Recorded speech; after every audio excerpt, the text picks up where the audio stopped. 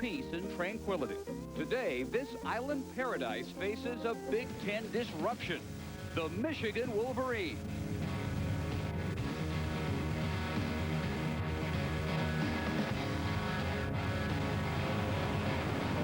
The University of Hawaii Rainbows host Michigan from Honolulu. Next, aloha.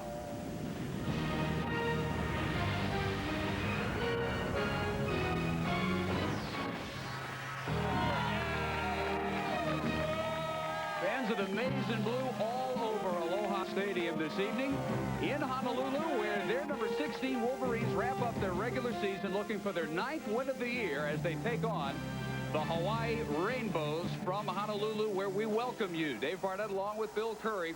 Michigan obviously has looked forward to this trip all year, but make no mistake, if they don't come away with a win, they're prohibitive favorites to do just that. Lloyd Carr will not consider this trip very much fun at all. Hawaii, on the other hand, looking to avoid 0-12. There is a reason why they're still winless. They're last in the country in scoring offense. They're 104th in scoring defense, but Bill, there's no way Fred Von Oppen expected to still be looking for his first win this late in the season. No, the team was decimated by injuries, and Coach Von Oppen understands adversity and how to deal with it. He's a real football coach. Working with Bill Walsh at Stanford and the 49ers, he learned to teach his players at times like this to focus on performance rather than results. If you keep focusing on your performance, the results will inevitably occur. Right here a year ago, we saw these guys, even though they weren't decimated by injuries at that time, play Notre Dame to a standstill. They will not quit. Lloyd Carr's theme this week seems to be don't treat this as a bowl game. We're not there yet. No, not at all. Coach Carr feels like this 98 team of his is a work in progress. Three very important fundamentals have plagued this team all year long: the running game, the kicking game, and penalties. This is their next opportunity to work on it, and if they want to have a 10-win season, which is respectable even by Michigan standards, they're going to have to improve, and today's a chance to do that. Only one team has ever lost 12 games in the season. Colorado State 1981. Hawaii tries to avoid joining that very dubious company, and they are 40-point underdogs tonight against Michigan. Let's send you to Hawaii's own Larry Beal in the studio. Aloha means hello, Larry. All right, Dave, I'll have you know I offered to do the halftime show from Waikiki Beach. They said, Larry, we don't want to see you running around in your Speedos. Just stay in the studio, okay? Speaking of running around, oh, Syracuse today. Did they destroy Miami? Check out Donovan McNabb. Don't know about the Speedos, but he had everything else working. 51-yard touchdown, and this game was carnage, folks. 66-13 as the Qs win the Big East title and earn the BCS Bowl appearance. Notre Dame trying to get into a BCS game, scoreless at the half with USC. That game over on ABC. Tennessee annihilates Vandy 41-zip, completing the regular season perfect. On track for a national title shot. Next stop, SEC title game, Mississippi State. Georgia Tech, a last-second field goal to beat Georgia 21-19. Huge comeback by Virginia, down 29-7, and the Cavs do down the Hokies.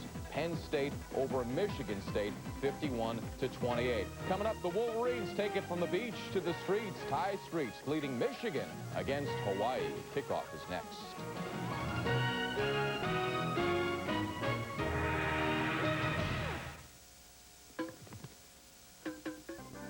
ESPN 2's presentation of college football is brought to you by Pringles. Once you pop, the fun won't stop.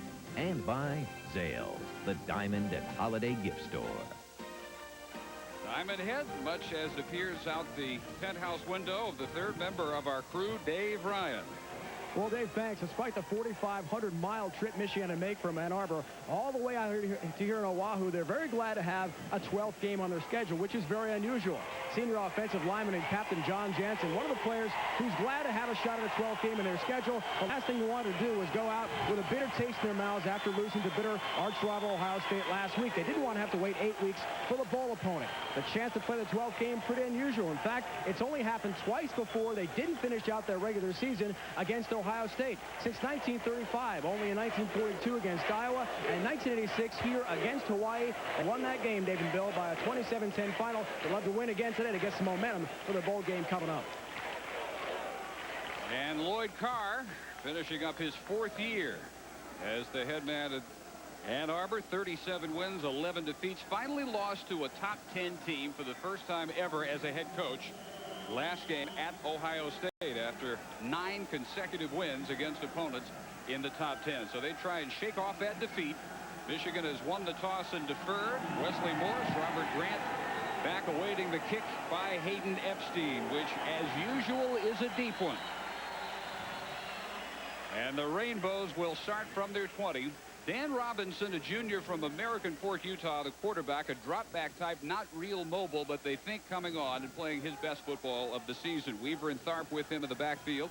Wesley Morris is his favorite target, 42 catches and 4 for touchdowns for the senior from Compton, California. The offensive line is a big one. Noah, 6'5", 317 at tackle, the most consistent blocker they have had this year. They've got a couple other 300-plus pounders up front as Robinson rolls and wastes no time looking deep for Wesley Morris. Incomplete as the Hawaii fans look in vain for a flag. Andre Weathers had the coverage.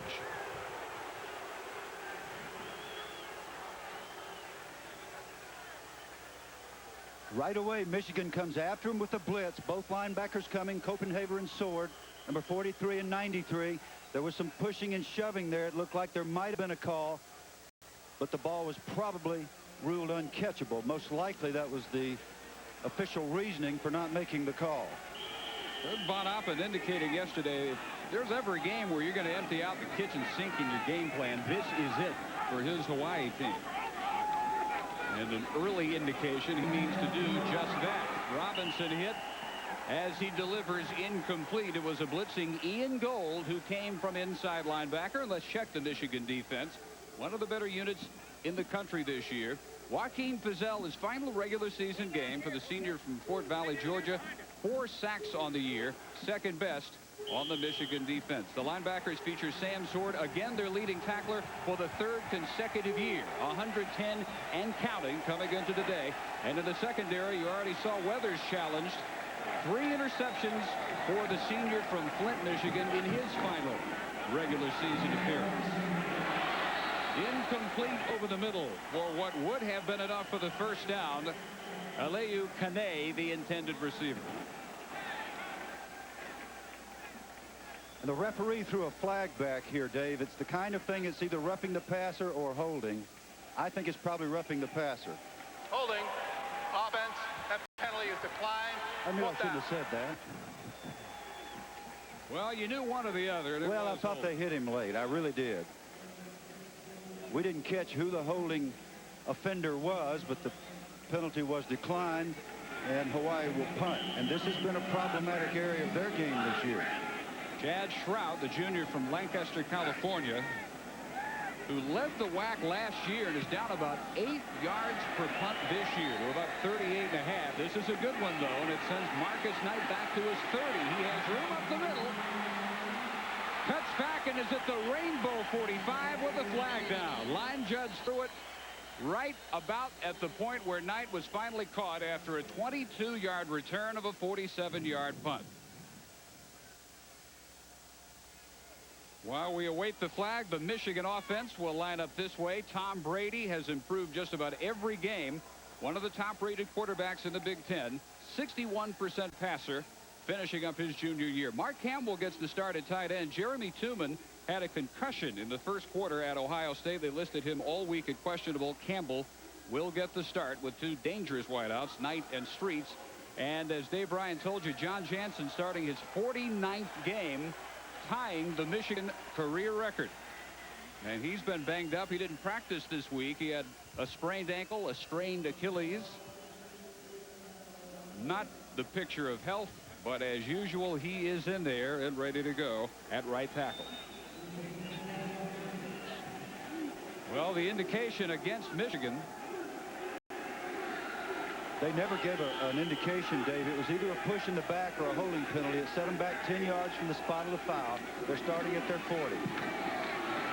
And the first give is to Clarence Williams, senior from Detroit, brought down in a hurry by Joaquin Avila. The Hawaii defense, 70th overall, but 104th in scoring defense allowed.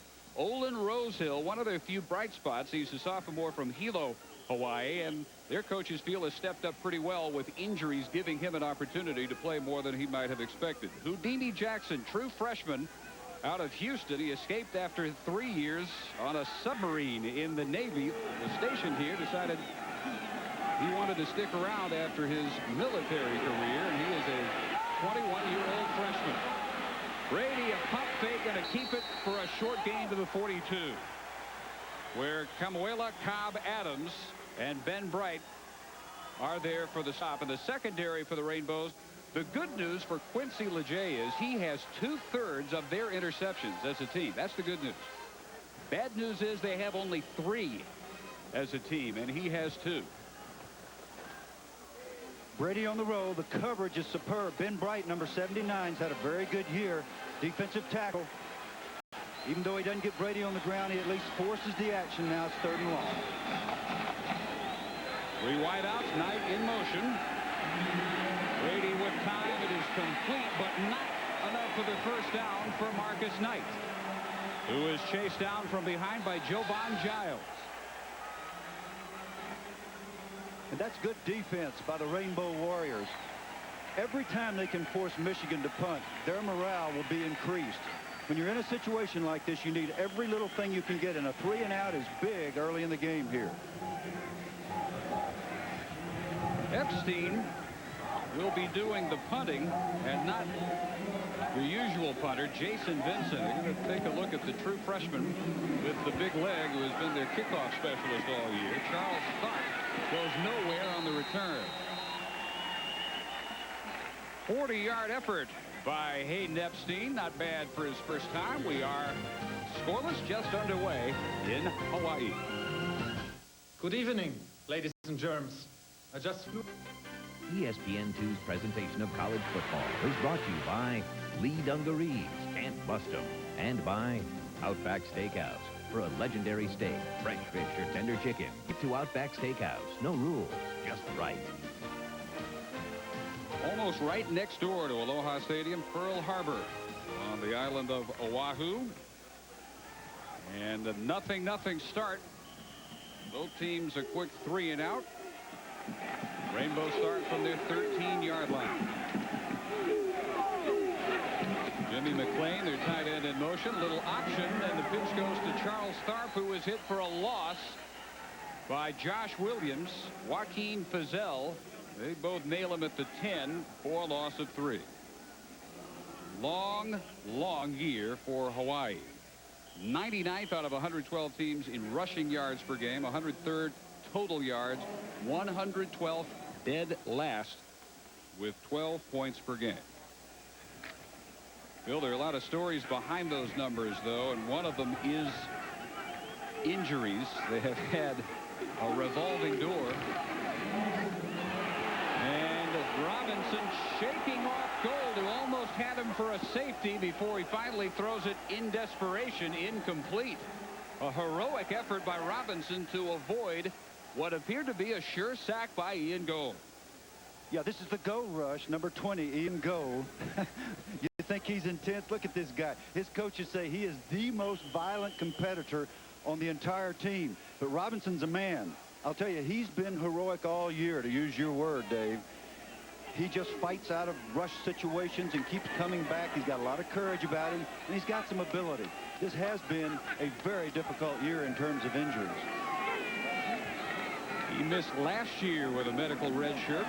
Leg problems, has battled back and has his first completion. Wesley Morris with the catch, and that's going to be enough for the first down. A well-run pattern to get Morris 15 yards. A lot of quarterbacks would be running scared. They'd have those happy feet right here. Watch Robinson set up. Standing in that pocket. Bear in mind now, he's been hit every play. Nice follow-through, step, throw, good pattern. 3 wide receivers out here. About the 7th formation of the day in as many plays by Coach Don Lindsay, who knows every formation in the book. 3 wideouts, left side, over the middle. The catch by Dwight Carter in the race. Chased by Hendricks, who may not catch it. Carter to the 20. Hendricks finally drags him down inside the 10.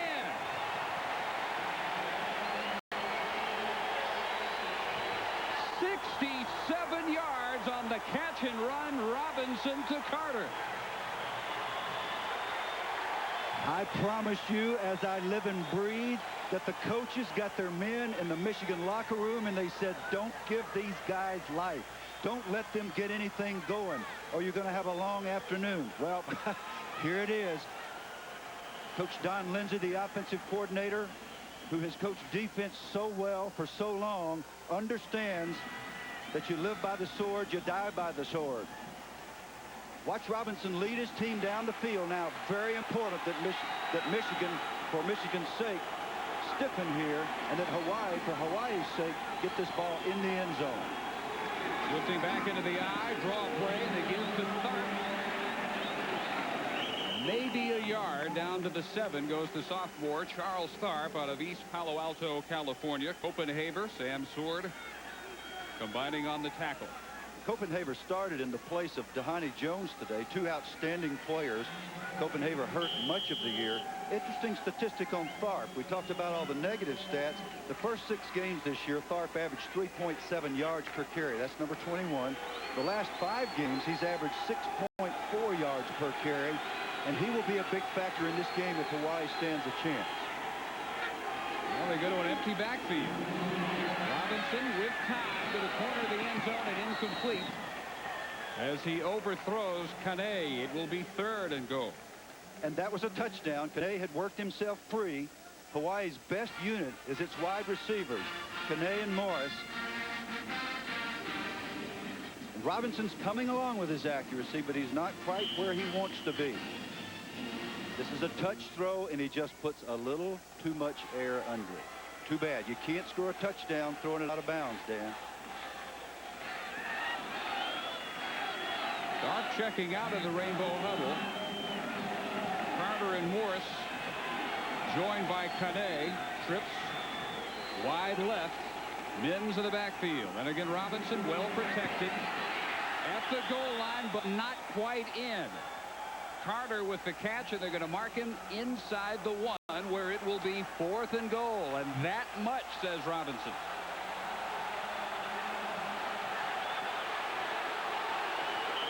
And not a popular decision. They are raining down boos on Fred Von Appe. This is a situation with a winless team where if you're a fan, why wouldn't you want them to go for it on 4th and goal? But he apparently just wants points of any nature. Well, I think what Fred's trying to do is continue with this thing that we've been talking about and get the morale of his team up. You don't want to come down here and come away empty. Well, they would like to see 7, and they do have to settle for 3 by Chad Stroud. 1.5 foot away. Carter couldn't quite get in. He got him down there on a 67-yard catch and run, and it is 3-0 Rainbow.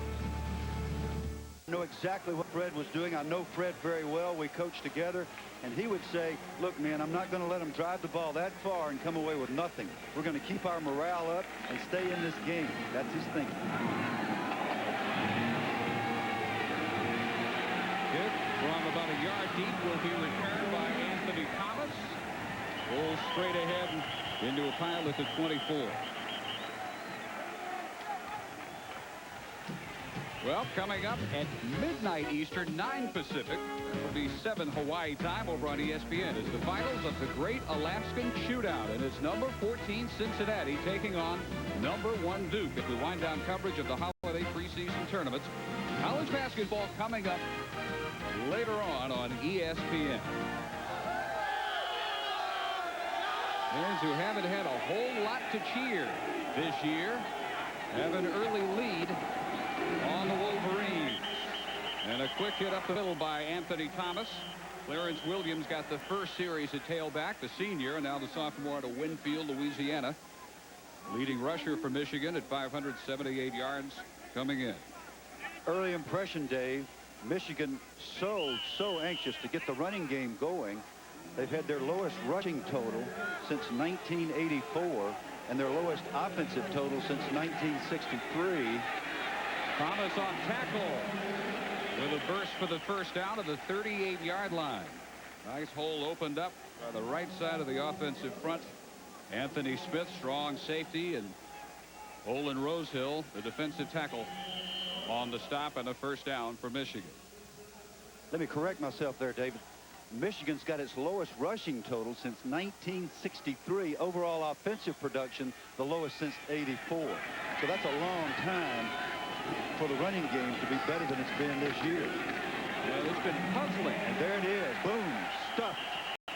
Good job by Tuodi. Maybe one for Thomas. What's been puzzling about Michigan is against a team like Penn State, against Wisconsin, they look like world beaters. And then against a team like Minnesota, they rush for negative yardage. It's been all or nothing. It's been real hard all year for Lloyd Carr to figure out. Well, Lloyd hasn't figured it out. Neither has Mike DeBoer, the offensive coordinator, or they wouldn't be having these problems. When you run up the middle, that's not a matter of numbers. There's Mike right there looking for something to get going against these Rainbow Warriors. Evan Coleman is in at a fullback in the offset eye. Clarence Williams back in. And he carries to the 45-yard line, where it will be 3rd and 3 for Michigan. Number 47, Matt Paul, inside linebacker, moves over. He's going to move over to the left side of the linebacker. There he is. He's going to move over in this direction, step into the hole, and time it perfectly, and jam up the traffic. He takes Jansen, who's obviously struggling on that ankle. He finishes the job. Big John does a good job finishing it off, but not before the play is stuck.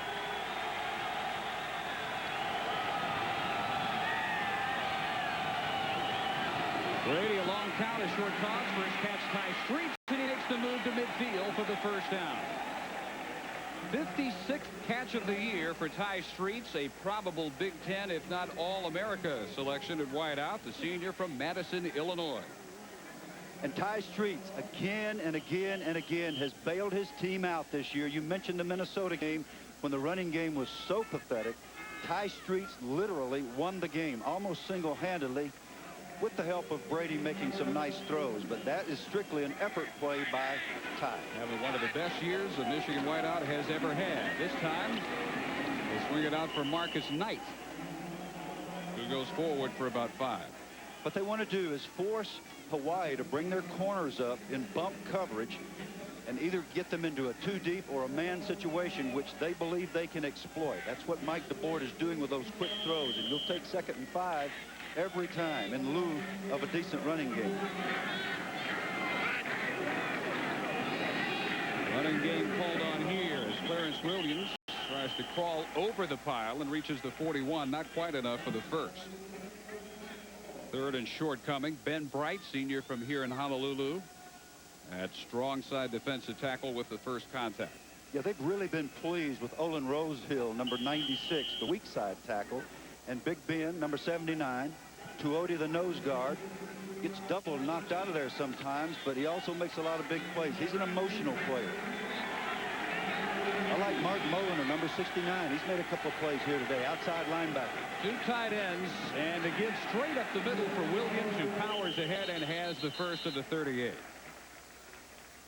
When you see the safeties in the action, and Dave, you remarked to me last night about their secondary being, what, 3 out of 4 of the leading tacklers, and Anthony Smith, number 11, the strong safety, is the leader amongst that group, and he's up in the line of scrimmage on 3rd and short. If I were Mike Ford, Hawaii would see a play action very soon, taking the ball into the line and going deep with it. Marcus Knight in motion, offset eye, and back in at tailback is Thomas with room, maybe with 6. Anthony Thomas, touchdown, Michigan. 38 yards to give the Wolverines a 6-3 lead.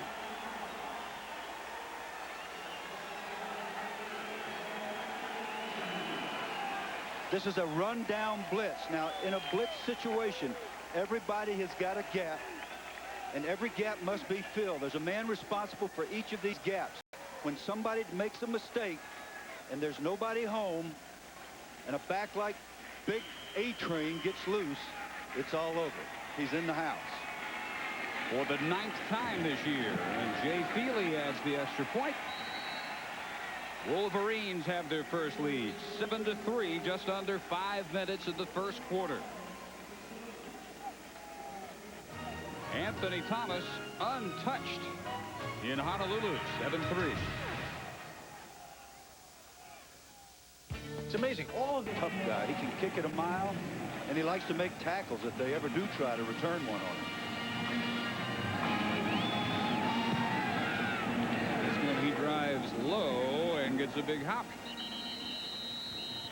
He just wanted a chance to make a tackle. Just giving those guys a chance. That's right. On the touchdown run, Aaron Shea's coming around number 36, and the guy that was supposed to be in the off tackle hole is right here, number 11, Anthony Smith. Anthony's a good player, but did not get his job done. He should have been on the outside shoulder of Shea, filling what's called the C gap, the gap between the tight end and the tackle. The play would not have gone for a touchdown had Anthony gotten to his responsibility, or at least he would have collisioned Shea. Number 36, the fullback for Michigan. Robinson on their first series 0 for 3, and then much more successful on their second series.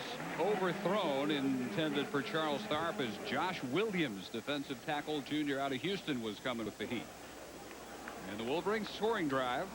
A little over 4 minutes of 9 plays to get Thomas into the end zone. He had about 3/4 of the yardage on that drive.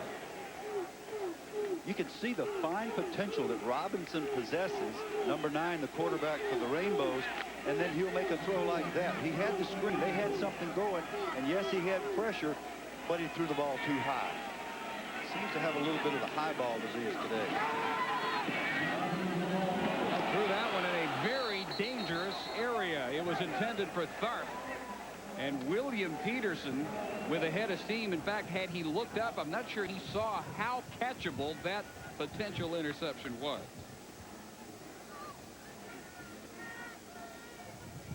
Robinson had to hurry it, as he has so much this year. He still could have made a good throw. He's throwing the ball too high. Yes, they've had an incredible run of injuries, especially amongst the offensive line and the linebackers, and it has just gutted their chances to have a decent season. But the kids keep fighting. Robinson keeps working. All he's got to do is get the ball down a little. Alana Noah, 71, the only season-long starter they have had. Calvin Mims on that carry out across the 25. One of 20 departing seniors, their final game here at Aloha Stadium tonight. He's from Oak Park, Illinois, and he comes up about 4 or 5 yards shy of the first down. And you mentioned Kalana Noah, the starting tackle. He's got 36 consecutive starts today. That's hard to do. That's tough. It's like Vic Jansen with 49 for Michigan. Those are the guys. Those are the real troopers on the team. So Shrout shanks one. Boy, what an ugly effort this is. Where will they mark it out? It will be in Rainbow territory, and at the 42-yard line is where they say that shank departed the field. A 16-yard punt by Chad Shrout. Coming up next Sunday at 6 p.m. Eastern, 3 Pacific, find out the complete bowl pictures. Chris Fowler, Kirk Herbstreit, and Lee Corso break down all the matchups in our bowl selection special. Find out the BCS invitees and who will be a part of ESPN's Bowl Week next Sunday only on ESPN2 against 6 Eastern, 3 p.m. Pacific. Ask for much better field position as Clarence Williams goes wide, and a gain of about 6 yards, driven out by Jeff Ulbrich. Williams and Thomas continue to do a tag team number at tailback, and after the result of the punt by Shrout among the Rainbows showing their frustration. And a lot of them showing their frustration at him, it looked like. Well, kickers and punters have a very difficult life, and Shrout has had a horrendous year for reasons that nobody can understand. The guy averaged 46 yards a year ago, and he just has not been able to perform this year. Quick opener that time off the left side by Williams, and a scamper inside the 30 for the first down. Just continuing on that theme, kickers and punters have a tough enough job. They've got to have the kind of attitude so that they can bounce back. And it seems that Shrout has allowed the fact that he's had the dual job this year. He's the place kicker and the punter. He's allowed that fact to affect everything he's done. Net punting for Hawaii this year, Dave, has been 28 yards. So field position has been a constant problem for him. Williams looking for some place to cut back, and no gap appeared. Miles Garner Sophomore nose guard, a 330-pounder. Yeah, Miles filled up 3 gaps there. He was playing 3 gaps. That was not a good place to cut back. Big Miles was ready. But as you know, Dave, when you start a drive inside the opponent's 50-yard line, you ought to score. The percentages are incredibly high. If your punter can just give you another 10 or 20 yards, that changes the odds on football drives enormously. 2nd down and 9, coming with a blitz. Brady off in time, caught by Streets, who gets into the end zone. Touchdown, Michigan. Broke the tackle by Sanel Bobbitt and took it in 28 yards.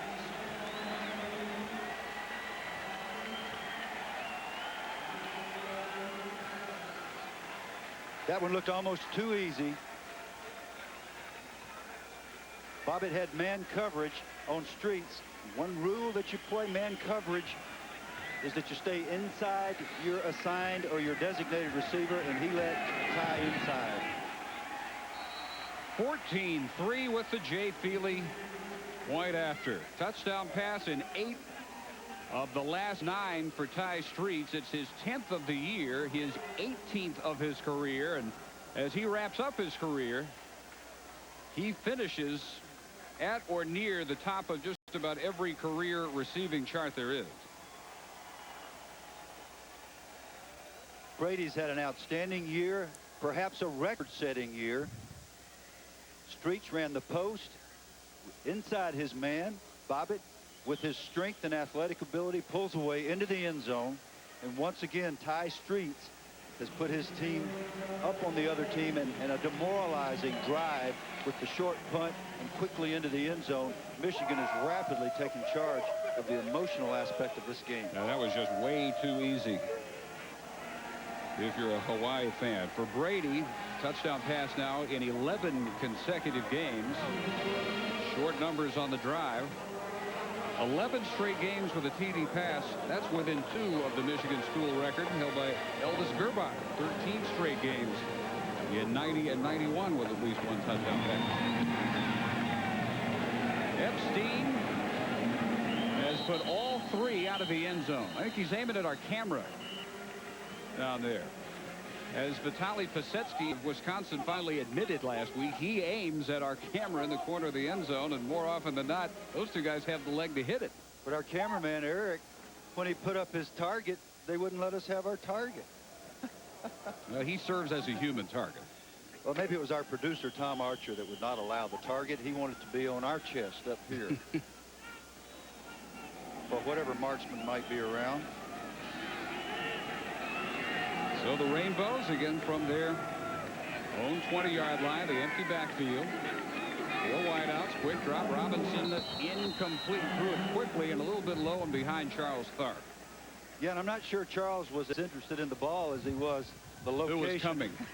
He was real interested in who was bearing down on him, it looked like. Well, you don't want to do that. You don't want to be looking around. And I got chewed out one time by my former head coach, Bobby Dodd. He said, don't put your best back running down the middle and throw the ball to him. They'll kill him. So maybe that's what Tharp was thinking, since he is definitely Hawaii's best back. He was looking for Tommy Hendricks, and I think that would be a temptation. Robinson protected pretty well, but again serves up an incompletion. Wesley Morris covered by William Peterson, but pretty open, and a completely uncatchable pass that time by Robinson, who's, as you pointed out, been hot or cold so far, mostly cold. In a game like this, when you are definitely outmanned, somebody has got to rise up and have a superlative performance. I mean, even your punter can keep you in it. We saw a punter in the first game we did this year, Jarrett, the youngster up at Michigan State, just sort of lit up the crowd and brought his team back. The quarterback's got to get hot. Somebody's got to do something to make plays to get some life in this team. Robinson 3 out of 12 through the year. That one caught. I'm not sure if it was got by the intended receiver, but Jimmy McClain will take it. It's just his 2nd catch of the year. I got it, you take it. I got it, you take it. He's not going to give it up.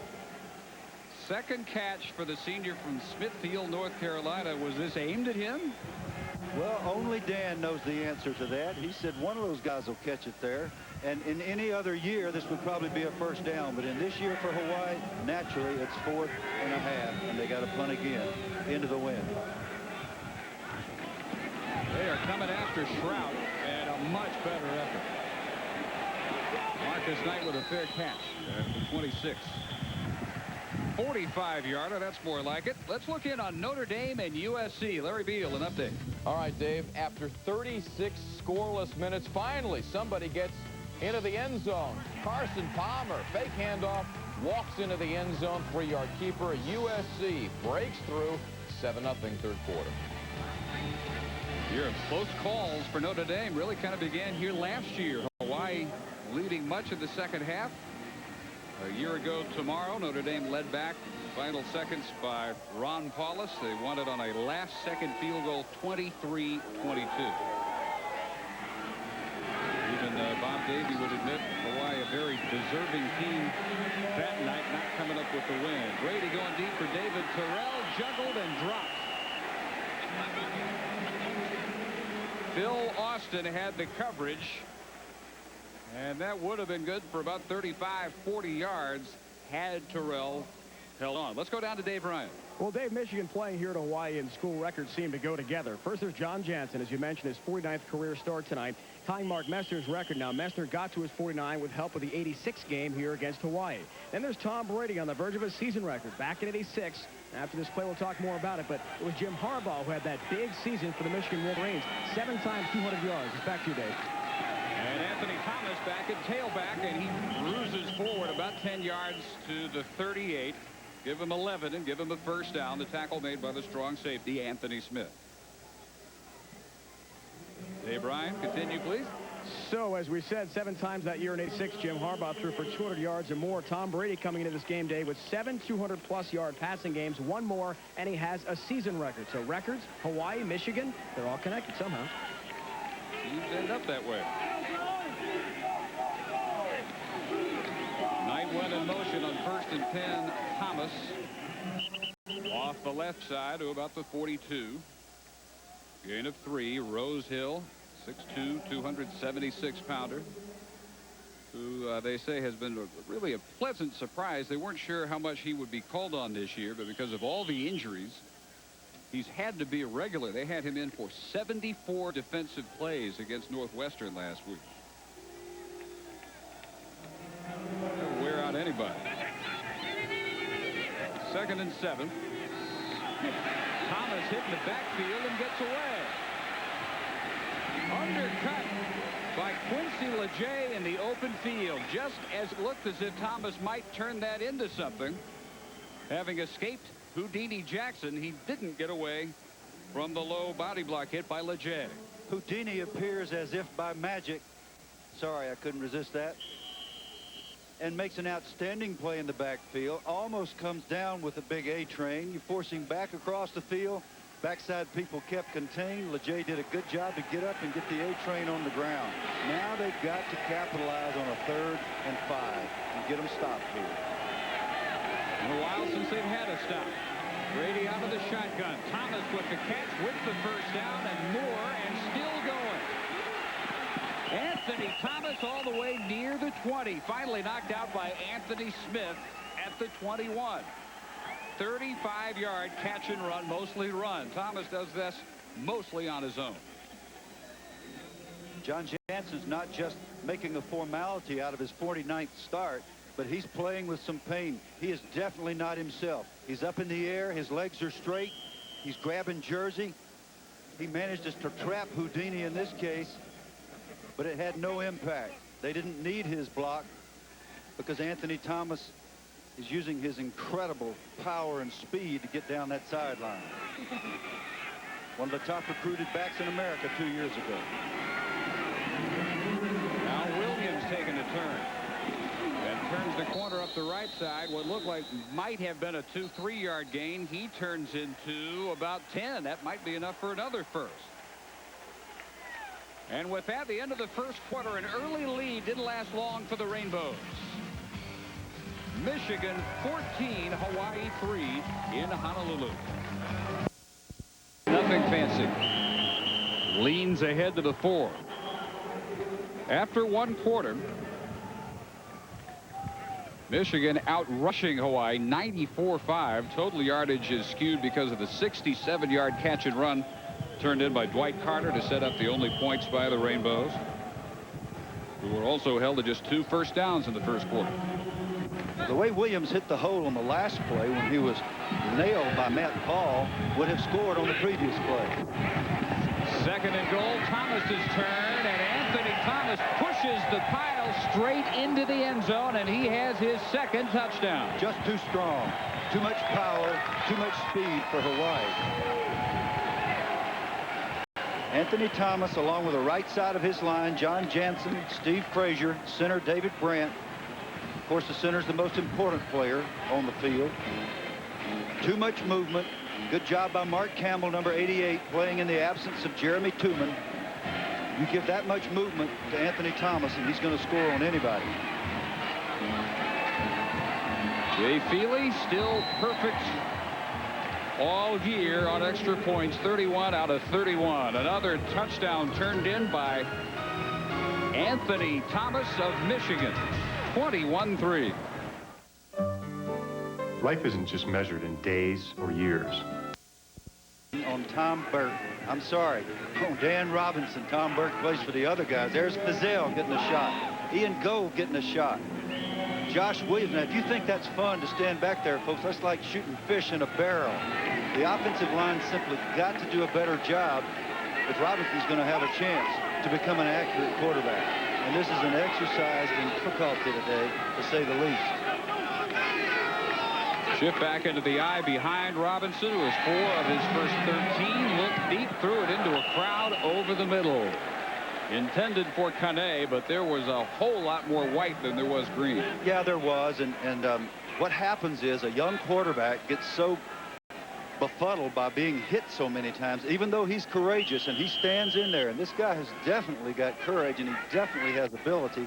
He makes poor decisions because he thinks, I got to get rid of this ball. Somehow I got to get a completion, and he begins to force things. All part of the process. And the field position continues to be a nightmare for Hawaii. The blitz, and he just does get rid of that one incomplete. In the neighborhood of Dwight Carter, Ian Gold has come close twice to sacks of Robinson. Now, if this somehow seems to be, here he is coming from inside right next to the official, Ian Gold. If this somehow seems cruel that Jim Herman, the defensive coordinator for Michigan, is taking it to the Rainbow Warriors more than most, not so. They do this to everybody. This is how they play defense. There's Jim right there. He just is an attack guy. So 3rd and 10. And flags and whistles upon the snap. He gave it to Mims, but this play never got underway. Prior to the snap, play of game, offense, 5 yards. It remains 3rd down. Because the play clock expired. As if the field position could get much worse for Von Appen. It does. They're going to snap this one from the 4.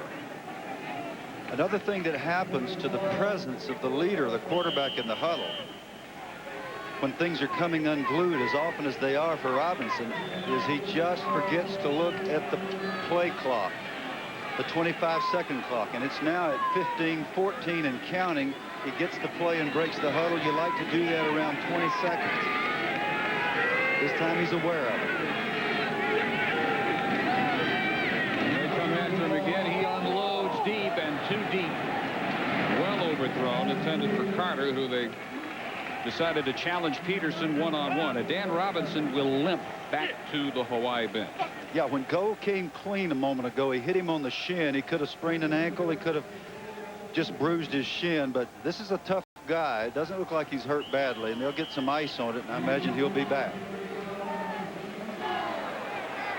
Not as far back as you can be is Chad Shrout, who's had an all-or-nothing first half, including a 16-yard shank. Perfect snap. And an outstanding kick. Knight all the way back to the 41. Fans thought they saw a clip. There is no flag. I think Tate Shansky was clean and should not have drawn the flag. A 54-yard punt. Knight returns at 12. Tomorrow night, the NFL in primetime on ESPN. Sunday Night Football at 8:15 Eastern, 5:15 Pacific. And it features Terrell Davis and the undefeated Broncos taking on the San Diego Chargers. And Monday Night Football begins at 8 Eastern, 5 Pacific, and showcases the San Francisco 49ers in search of some offensive harmony taking on the New York Giants. ESPN and ABC, your exclusive home for primetime NFL football. They're setting up inside the 50 once again. Odds to Michigan. And again, a nice gaping hole for Anthony Thomas to shoot through right up the middle for about 6. It's a tale of 2 seasons for the Hawaii defensive unit. Not bad, really, when they began. They lost all 4 of those, but the yardage very respectable. They were as high as 38th in the country at that point, and over the last 7, things have collapsed under the weight of all those injuries. Not once, in fact, has their entire defensive lineup beginning the season played together, and sometimes it even can affect the officiating crew. The umpire taking a bit of a tumble that time. Mike Rhodes apparently up and okay. Let's go down to Dave Ryan. Well, Dave, losing 7 of your 11 original defensive starters really puts them in a big hole in Hawaii. It's drastically affected the practice routine for the Rainbow Warriors. The coaches tell us at the start of the year the defense went through normal full contact drills Tuesday and Wednesday. Due to the horrific run of injuries, though, it was reduced to 1 day per week early in October. The last 3 weeks, it's been knocked down to no heavy contact or hitting at all. They've lost too many players to injury and can't risk any more, Dave. It's been tough. Flags before Brady can get the play on. Now, he had 1 second left on his play clock. Prior to the snap, ball start, offense, 5 yards. It remains first down. Now, this is the first of those just aggravating little things that Michigan has done to itself all year long. It's the first time today that that's happened. But every single game, I guarantee you, Lloyd Carr fully intended to get through this game without one of those. Look at him. That's an outrage. Back it up to a 1st and 15 for Brady.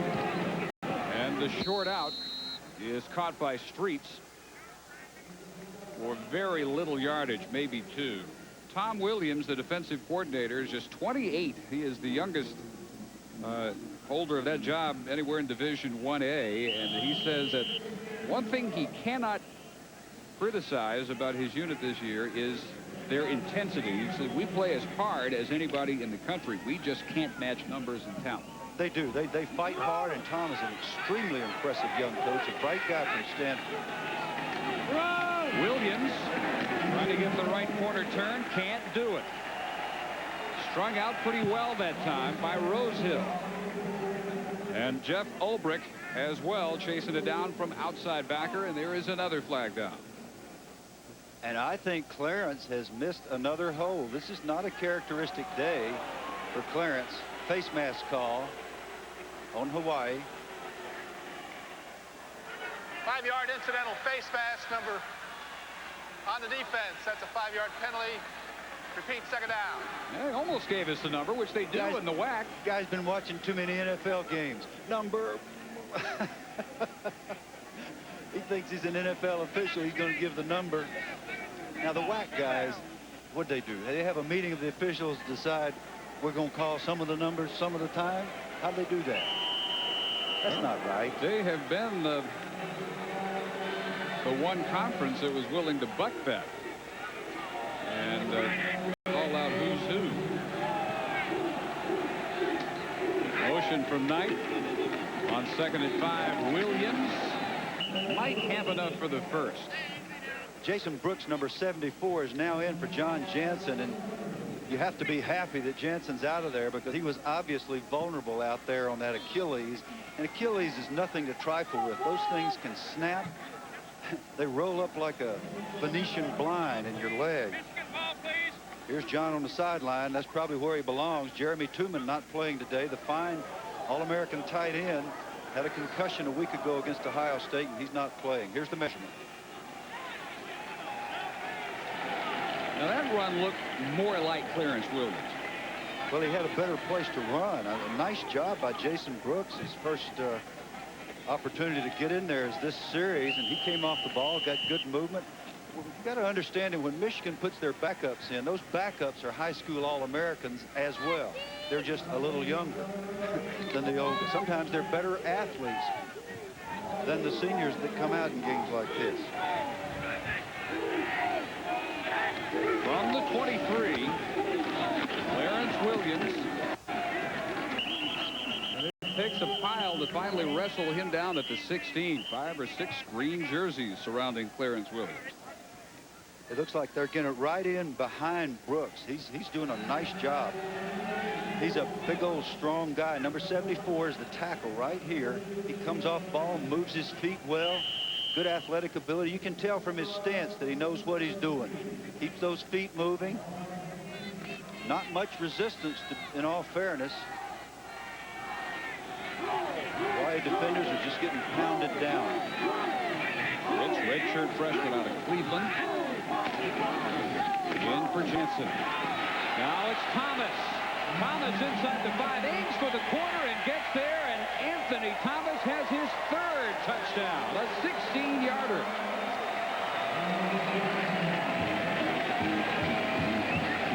And we're not even 5 minutes into the second quarter. It is already the Anthony Thomas show in Hawaii. Anthony Thomas shows his marvelous vision here. This is a power-off tackle play designed to go to the right. Something tells Anthony out of the corner of his peripheral vision, there's a big hole over here to the left. He follows it into the end zone. Another Feely extra point, and it's 28-3. Michigan anywhere from a 38 to a 42-point favorite this week, and looking every bit the part at the moment over there on the North Shore. That's the name of it. 28-3. And another unreturnable kick turned in by Epstein. 3 touchdowns by Anthony Thomas already. And we have right at about 10 minutes still to go in the first half. He has 11 carries for 104 yards and the 3 scores.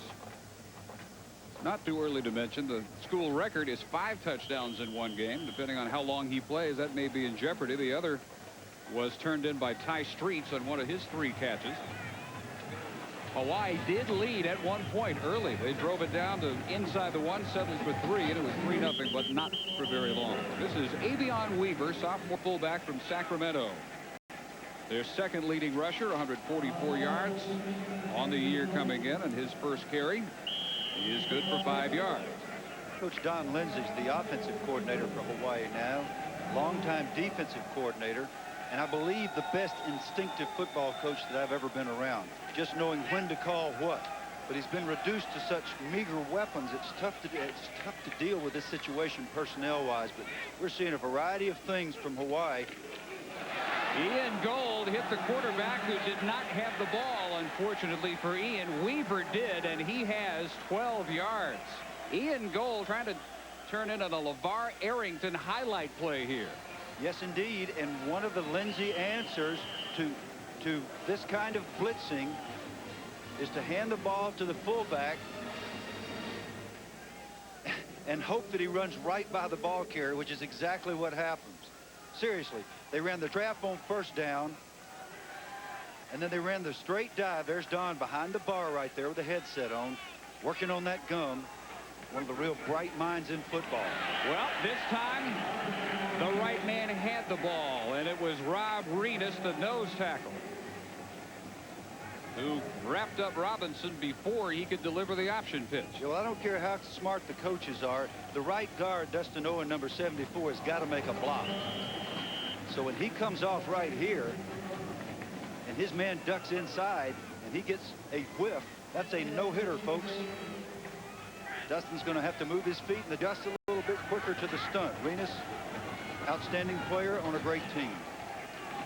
And Hawaii 99th in the country in run offense. Short toss, Charles Stark with a bit of a wall. But James Whitley grabbed him after not quite the game that he hoped he would get out of that one. It was set up to pick up more than just the 1 or 2 that they got to the 35. 3rd and 13 coming. An example of Michigan's team speed. Coach Van Affen, Coach Lindsay, Coach Williams all said this Michigan team was the biggest and the fastest team they had seen. Their big guys are not fat guys. They can all fly. That screen looked like it was going to be a long game. It ended up being about a 2-yarder with 4 white jerseys on the ball carrier. Play action over the middle and through Kane's hands. Has to make that catch. That's at midfield. If he hangs on, it's a first down. And Robinson put it right in his mitt. Eliu Kane, perhaps the best player on this Hawaii team, according to his coaches, runs the dig pattern to perfection. The protection superb. The throw is perfect. Kane tries to cradle it rather than catching it in his hands. And that is a recipe for failure. You've got to lift the ball into your hands, the tip of the football, and catch it with your hands. Stroud really making up for the 16-yard shank. Knight backed up to his 5-yard line. Is past the first wall. And a good return. 58-yard punt. And an 18-yard return by Knight. It's 28-3 Michigan.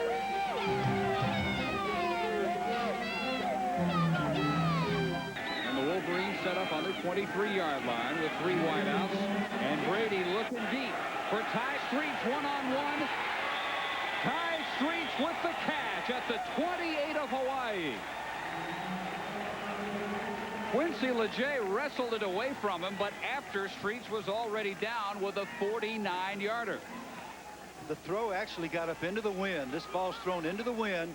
Streets does not explode off the ball like he normally does. He sort of lopes, but he's got such athletic ability and speed.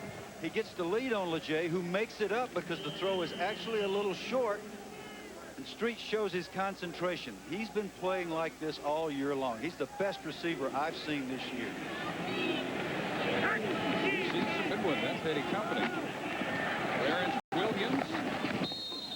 Leger head-to-head to knock him out about 5 yards to the 23. This first half has featured terrific work by Williams' fellow tailback Anthony Thomas, the sophomore from Winfield, Louisiana, got it started with this 38-yarder untouched. Touched on this one, 4 yards, but also for 6. And his 3rd score of the day, a 16-yard race to the pylon. For the year now, 11 touchdowns and counting for Anthony Thomas, who has 100 yards on the road for the first time in his Michigan career.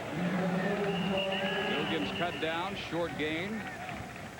They have effectively traded off the tailback duty so far. Obviously, Thomas the more effective of the two. It looks like to me that Clarence Williams is not having his best day in reading the holes, and that maybe Thomas is having his best day. I haven't always thought that Thomas saw things as well as Williams, and they seem to have reversed roles a little bit today. And by the way, when you do touch Thomas, that's 230 pounds of smoke that you're touching. Speed. You feel that. Yeah. 3rd and 4. Brady for Aaron Shea. Caught and then coughed it up. And looks like recovered by Michigan at the 16. Thought for a moment that maybe Shea had had his face mask grabbed right when the ball came loose, and it's Maurice Williams, sophomore guard, who comes up with the recovery. Maurice Williams will be telling his grandchildren about the time he ran with the ball in the game. It was wonderful. I picked it up. I ran 80 yards. I almost scored a touchdown. Now, Matt Paul was clean, no face mask. Watch this great run by. Now you know why Maurice is an offensive lineman. And a very good one, I might add. From the 16. Big draw. Brady on a roll. Chased by Bright, out of bounds. And Matt Paul will draw a flag for a late hit.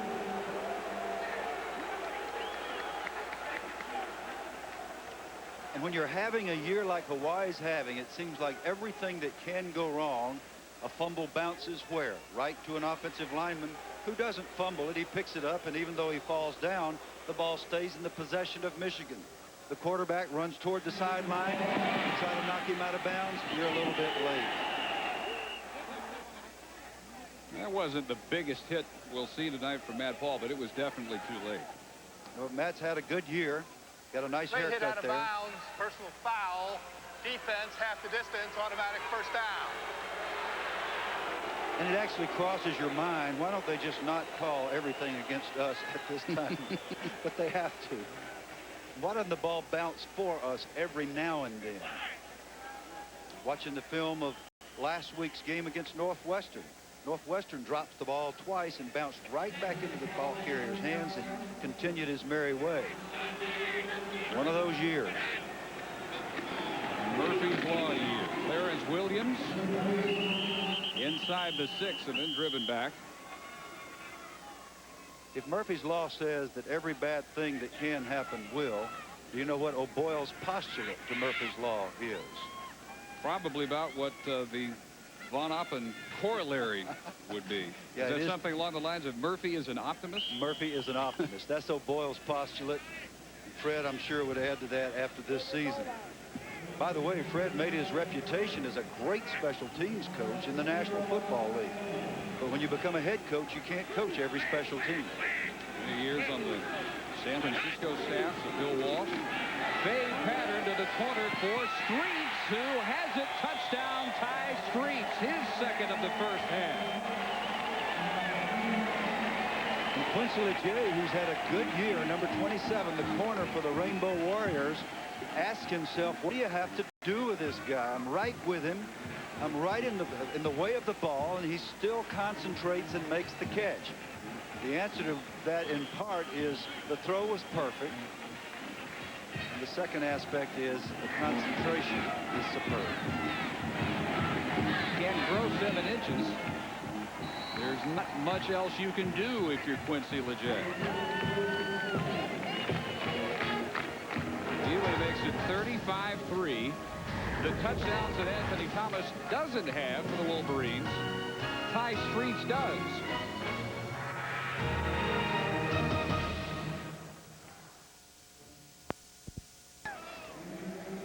He has 2 of those already in this first half.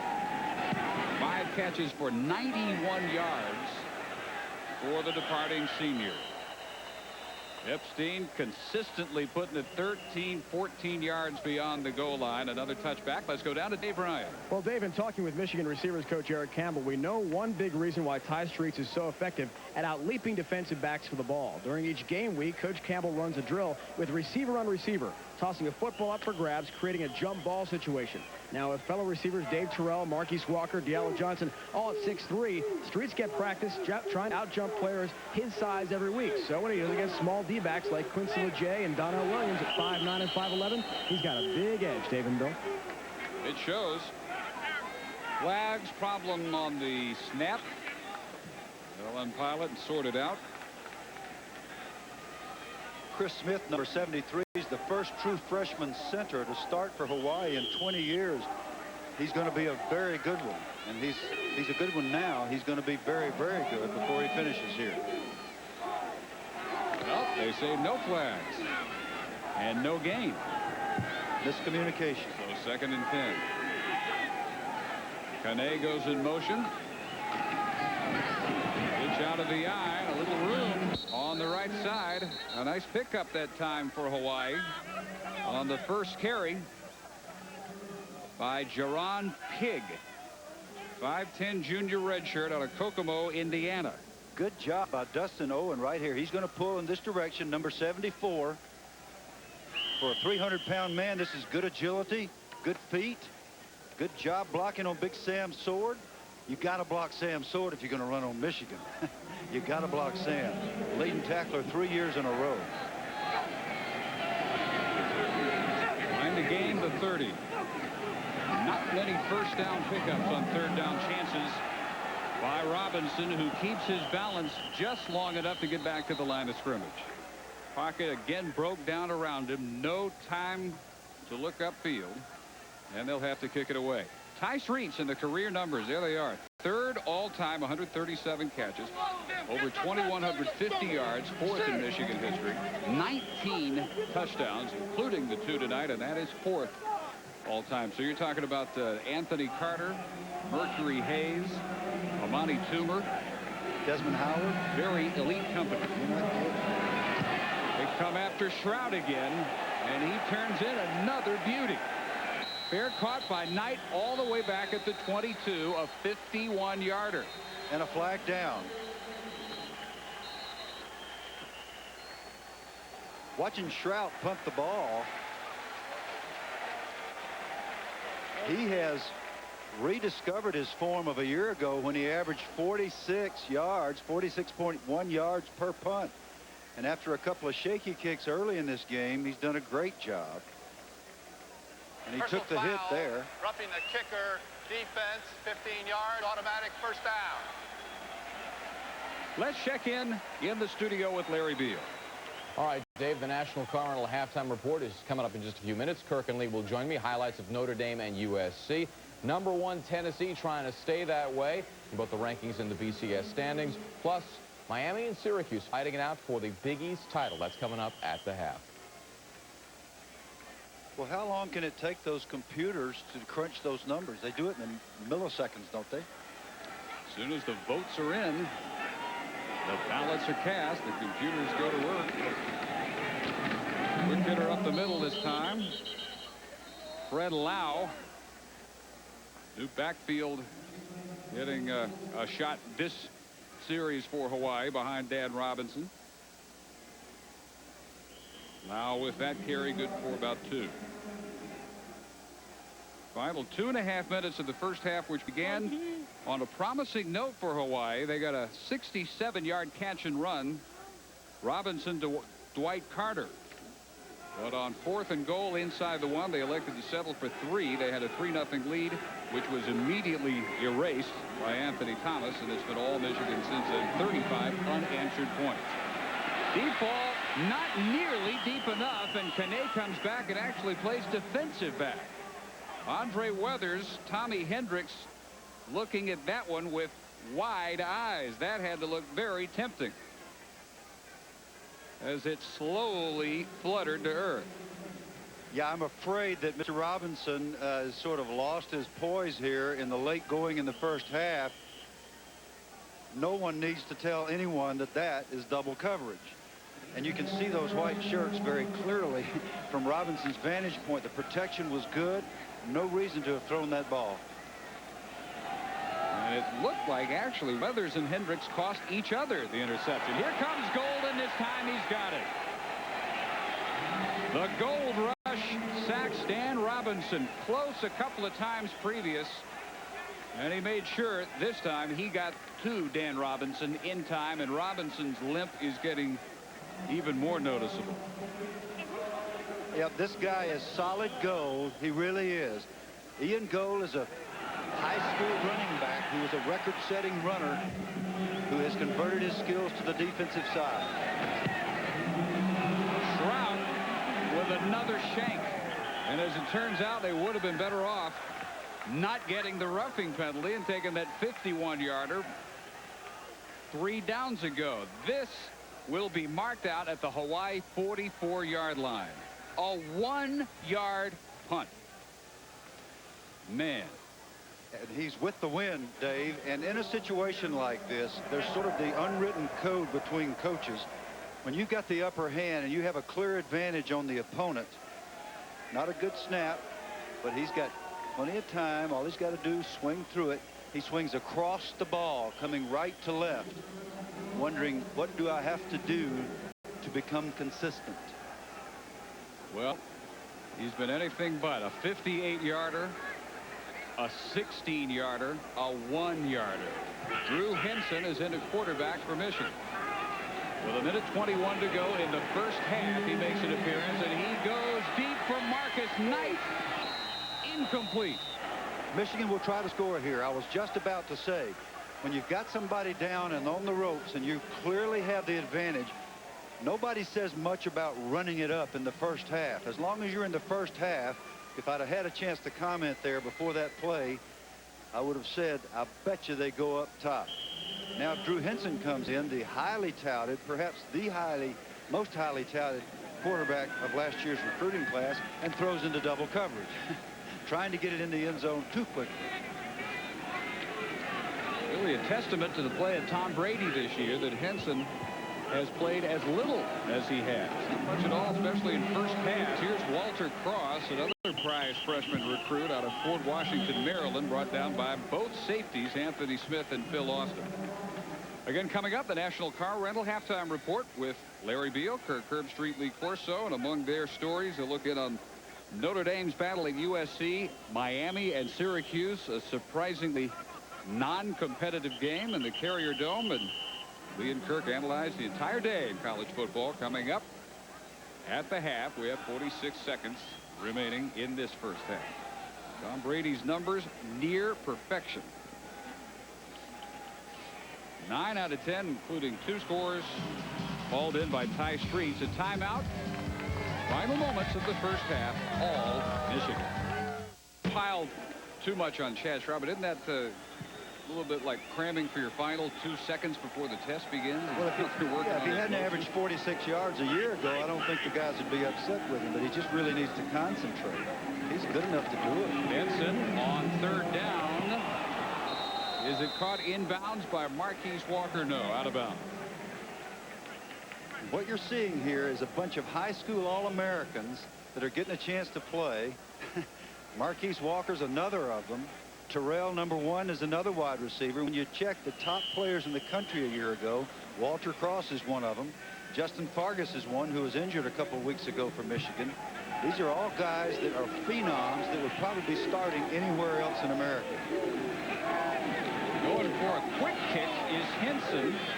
Hopes to get a bounce and doesn't. It falls into the end zone. Play you don't see that often anymore, but it can be really effective because nobody's back there usually waiting for a kick. Well, if you played in the Southeastern Conference at Georgia Tech for Bobby Dodd, you love to see the quick kick because that was the staple for us. We'd quick kick on 2nd down. Coach Dodd, the way the rules were in those days, would rather you have the ball on your 20 than for us to have it on our 20. He put the best players on defense, people like Maxie Bond and Rufus Guthrie, and sooner or later they'd knock one loose, and he'd tell us, now, men, because we're smarter than they are. Dead ball, late hit personal foul on the receiving team. That's half the distance. First down. Uh-oh, I didn't see that. Did you see that? I didn't see it either. Anyhow, Coach Dodd would say we're smarter than they are, and the amazing thing, we were stupid enough to believe that. So he'd say they're going to make a mistake, and we'll get the ball from them in the 4th quarter, and then I'll think of something, and we'll beat them. And that's what would happen. So that was his secret. That's the quick kick story. Robinson. Is that one caught? It was juggled at the 20, and it is brought in by Wesley Morris. And that should be enough to move the chains, or will it be marked just shy? It will be just shy of the 1st down, and they'll roll the clock at 13 seconds. Now on the ground to wrap up. Calvin Mims carries, and that will stop the clock, not only to move the chains, but Hawaii's going to call timeout with 5 seconds left. So while we have a moment, a reminder that coming up Friday night, it's the Mid-American Championship game. Marshall looks for its 2nd straight conference crown at the expense of Toledo. The Thundering Herd counting on the big playability of their quarterback Chad Pennington and running back Doug Chapman. And the Rockets rely on linebacker Jason Lamar to control the tempo for the Toledo defense. The MAC Championship game, Friday, 8 p.m. Eastern, 5 Pacific, here on ESPN2.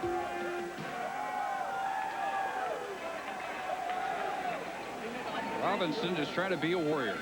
He's been limping from the first couple of series and has still managed to take every snap. There's not much behind him. Bronson Leata is the running specialist at quarterback, but he's bothered this week by a sprained ankle. Josh Skinner played quite a bit last year, very little this year, has problems with both hamstrings, and they listed both Leata and Skinner as day-to-day this week. Haven't seen either one of them so far. So they have the trips right, 3 wideouts, all bottom of your picture. And one Hail Mary by Robinson into a crowd and intercepted by Marcus Ray. The senior safety from Columbus, Ohio, brings it back to the 41, a 29-yard return by number 29. Number 32, though, was the story of the first half of Wolverines. Ty Streets had 2 touchdowns, 3 turned in by his teammate Anthony Thomas, and it's 35-3 Michigan, as dominant as they expected to be in Aloha Stadium, as we send you to the studio in Lyric. All right, Dave, thanks very much. As a Rainbow alum, I was trying to get Lee Corso to fax some of his old Orlando Renegade. On the other hand, for Lloyd Carr, he's gotten the score he hoped to get, but how much can he really tell about what his team has accomplished? Well, from the standpoint of Coach Von Oppen, this is your chance as a coach to show the men that you really are what you say you are. And you hang in there and you tell them to fight valiantly in the second half, and I'm not kidding about that. For Coach Carr, he's gotten almost exactly what he wanted.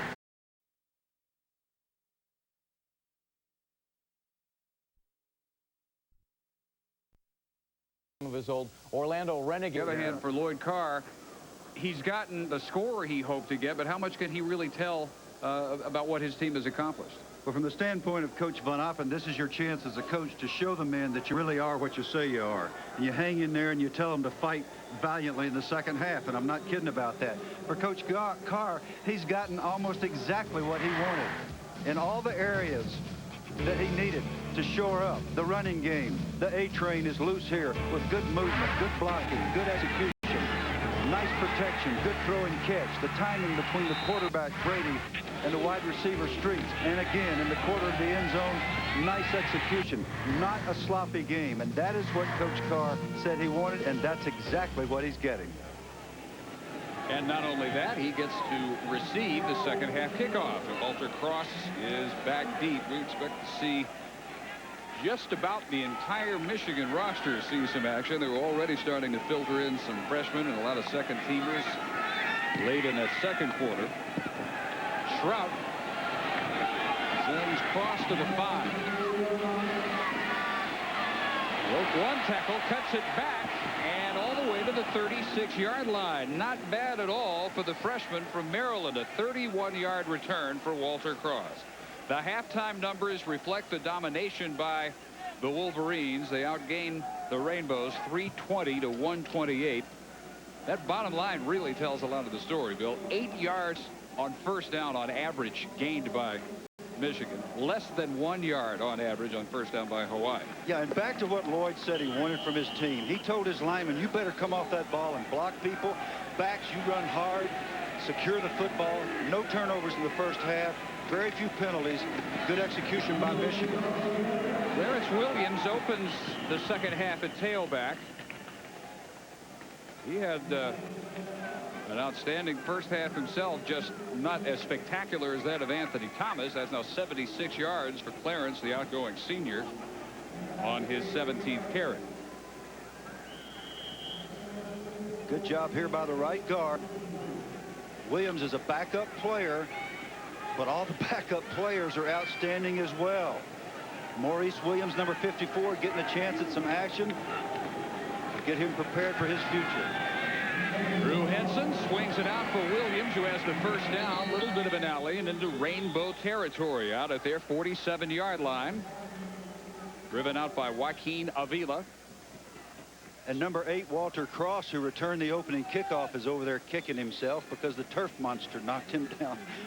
Nobody tackled him on that return. He might still be running if he hadn't tripped over that white line. Turf monster never misses a tackle, does he? Edson came in late second quarter. He got the last series. Virginia with a quick kick. That one is through the hands of Diallo Johnson. Close to being a backwards pass, but it wasn't. It's just incomplete. And let's check in downstairs with Dave Ryan. Well, Dave, a few minutes ago, I talked with Michigan head coach Lloyd Carr. He said despite the fact his team has this huge lead at the half, there are things he wants to work on. He wants to make sure his team stays very consistent in half number 2 and continue that intensity that they've done so well in the first half. That is more improvements also. We talked about consistent play without penalties. Also, he plans on playing a lot of guys in the second half. After all, some 90 guys made the trip, 4,500 miles. He wants to make sure plenty of players get experience for Michigan here in the second half. Yeah, bring them all this way. You might as well get them out there, especially in a game that is well in hand. Williams cut that one back for about a 4-yard pickup. And this may turn into the longest stretch of playing time all year for the freshman from Brighton, Michigan, Drew Henson. Everybody's high school All-America, not just in football, but in baseball as well. Good job by Jeff Potts, number 71, who really hasn't played much at all this year. I haven't seen him at all. Number 71, good job. Nice low base, keeps his feet moving. Good work for the young lineman. Henson out of the shotgun, directed Terrell to go in motion all day. Finally fires it for Terrell, and it's incomplete as Quincy LeJay broke quickly on it and may have had a hand on it. Now, this is hard to do. Great job by Steve Hutchinson, 76, and Potts, 71 over here. Watch them pass off the stunt. Hawaii continues to stunt and blitz and work, which is exactly what, boom, right there. Good job, Hutchinson. Nice job, Potts, working to the outside. Man, that is not easy to do, especially when you hadn't been playing. Epstein also handling the punting today. Usually been Jason Vincent's job, and this is a fair catch at the 10-yard line by Charles Tharp. Coming up Tuesday, college basketball's premier preseason tournament, the Great Eight, presented by EA Sports. Back-to-back doubleheaders begin Tuesday at 7:30 Eastern, 4:30 Pacific. Number 3 Connecticut takes on 16th ranked Washington. That's followed by number 7 Kansas and the defending champion number 4 Kentucky. Wednesday night, another doubleheader beginning at 7:30 Eastern. Number 21 Utah against Lamar Odom in Rhode Island, and number 1 Duke takes to the court in the finale against number 9 Michigan State. And Big Ten Player of the Year, Mateen Cleaves. The Great Eight presented by EA Sports. Fatia Thompson, a freshman from here in Honolulu, with just his 10th carry of the year. This is a young man we would love to get a chance to see off the field in his other favorite activity, Polynesian fire dancing. He is world ranked number 2 in the world in the last issued rankings. Hey, have you ever seen those guys? Yes. I mean, football ain't nothing to those guys. They don't. There's not even any fire down there. This is easy. All you got to do is get tackled. What's the worst that could happen? Well, for Robinson, it's this. It's another sack, and he's buried by Joaquin Fazell. They have not called off the first teamers on the defensive side yet. Now, that's Josh Williams, number 91, and Joaquin Fazell, the defensive captain, number 90, out of Peach County, Georgia, finishing up his career in style. Beats the double team, falls to the ground, keeps fighting, scrapping. I have to say, Coach Carr is getting the kind of effort out of his outstanding football team that he wanted to prepare for that bowl game, which will not be nearly this easy to get that 10th win. 5th sack. Fazell second on the team. Wesley Morris quickly brought down by William Peterson at the 16-yard line. Morris, the leading Rainbow receiver, 42 catches on the year coming in. It was interesting what John Jansen said, the offensive captain. We don't want to wait 8 weeks to play after the bad taste in our mouth from the Ohio State game. And they took a thumping from Ohio State, and they're happy to be out playing anybody tonight. This is the rare year in which Michigan doesn't end the regular season against Ohio State. Brown's punt returned by Knight from the 40. Got some blockers out front. And big yardage by Marcus Knight, who is finally ridden out of bounds at the 33 of Hawaii. Wolverines have enjoyed terrific field position all night. A 27-yard return by Marcus Knight. Where's all Michigan, 35-3, 11:40 to go in the 3rd quarter. After Knight's return of 27 yards, Drew Henson is set up on the 33 of the Rainbows.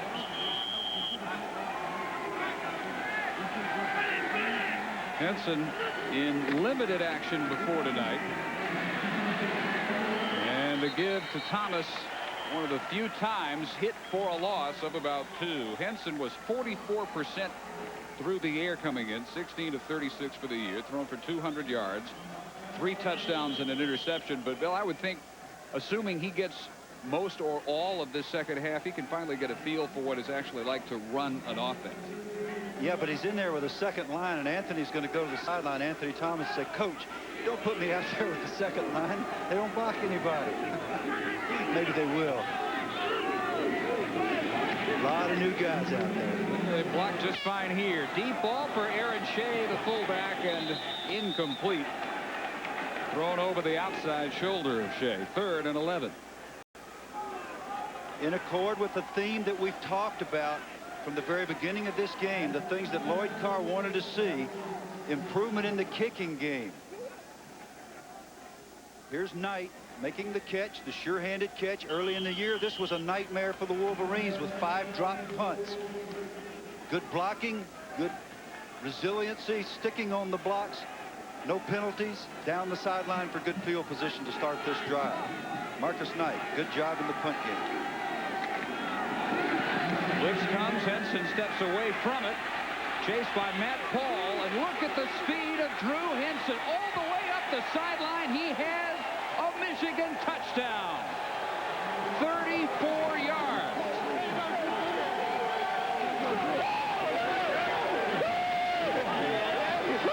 Henson, well known for his versatility and his outstanding athletic ability. He's a great baseball player, very high draft choice, and this guy has genuine speed. Matt Paul is a good linebacker. He has good speed. Henson just runs away from him. One thing his coaches would teach him is to secure that football a little bit earlier. Put that thing away, Drew. Jay Feely misses his first extra point, and the snap was the problem. A low duck hook by Feely, and it's 41-3 Michigan. 33 for 33 until that miss by Feely, senior from Odessa, Florida. Drew Henson went from trouble to untouched in the blink of an eye here. One thing he brings the offense that Brady really doesn't have is this kind of foot speed. There's a linebacker that probably runs 4.8 or better, and he absolutely runs away from him. And that will stand him in good stead against the better pass rushing teams when Michigan needs him. And you're only one snap away from needing your backup quarterback at any minute. He has not thrown the ball well here, and Shea did not do a good job running down the sideline for the deep ball. You don't want to be next to the sideline for a deep ball. You want to give yourself room to adjust and give your quarterback a place to throw. Drew Henson wears number 7 because his hero is John Elway. I bet he would even beat John Elway in a race. Certainly today, and maybe even at Elway's peak. I don't think he beats a young Elway, but he might beat him now. Well, that was an eye-opening run. The only people that have seen Henson run like that are the people that watched him in high school. But what a multi-dimensional weapon he is for the future of the Michigan offense. Flag is down at the end of this return, which ended near the 20-yard line.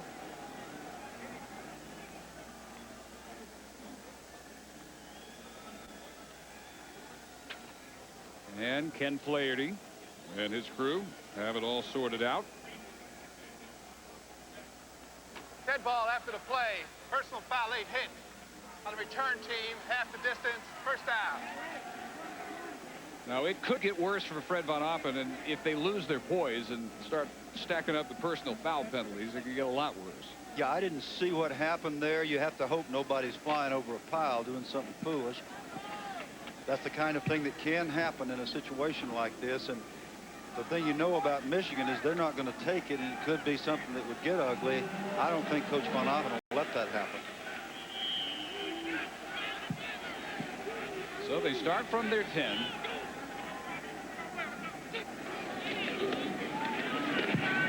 Robinson going deep for Wesley Morris, and it is incomplete.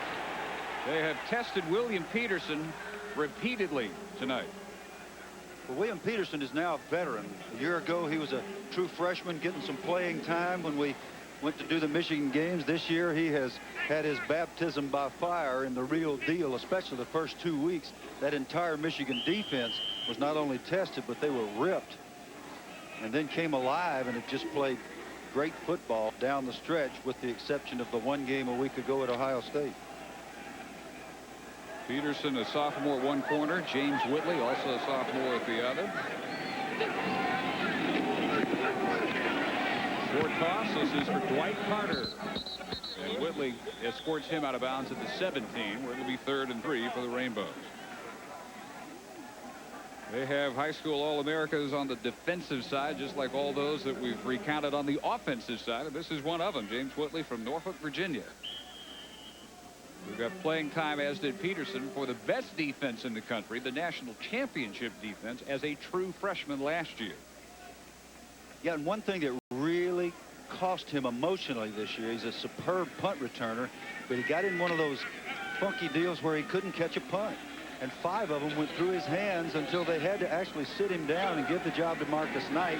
And he's now recovered. He's playing good football. And another short strike for Dwight Carter.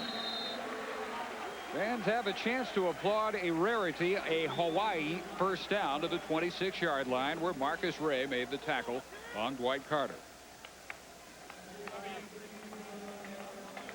The receivers for Hawaii are the most highly respected players on the Hawaii team. If you talk to the players and the coaches, they just fight, scratch, catch the ball, block.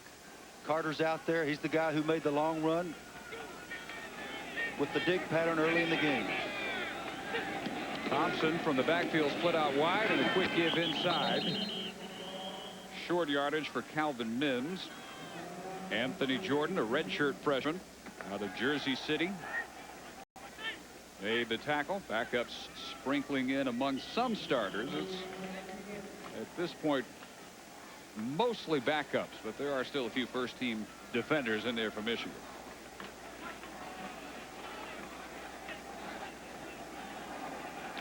Hawaii 0-11, 0-8 in the WAC. Losing streak coming in of 17 straight. The longest previous streak in school history before this year was 8 in a row. Juggled, and Carter hangs on and comes up within about a couple of feet of the first down, knocked out by Larry Foote at the 35. Lloyd Carr wanted to see Larry Foote, wanted to get a good look at a freshman inside linebacker out of Pershing High School in Detroit, and he gets that chance here in the 3rd quarter. Michigan has finally gone to a zone package, which allows Robinson to set up, throw the 5-step drop on rhythm. They ought to give Carter 2 catches there. 3rd and about a foot. Easily sneaking for the first is Dan Robinson across the 36. Good job of movement by the middle of the Hawaii offensive line there. Dustin Owen, number 74, Chris Smith, 73, Andy Phillips, 68, got their pads down and got some movement on the big Michigan guys. And there are still a bunch of starters for Michigan in there. Nation's top assistant coach last year, winner of the Broyles Award, Jim Herman, defensive coordinator, who had the best group in the country in just about every measurable category last year, especially wins. 12-0. And trying to wrap up a 9-3 regular campaign here tonight with a bowl still to come. Another short toss is complete. Thompson makes this catch, his 3rd catch of the year, and he's brought down by Clint Copenhaver. From the perspective of the Michigan program here, this is a program game, meaning they get a chance to get Copenhaver back in there and get some action, get Foote in the game. He hasn't played much this year, and get a chance to play against an opponent other than their teammates on the practice field. Nate Miller, number 60, backup middle guard, just came in for Renus. He's actually played a fair amount in some big games, but not much tonight until now.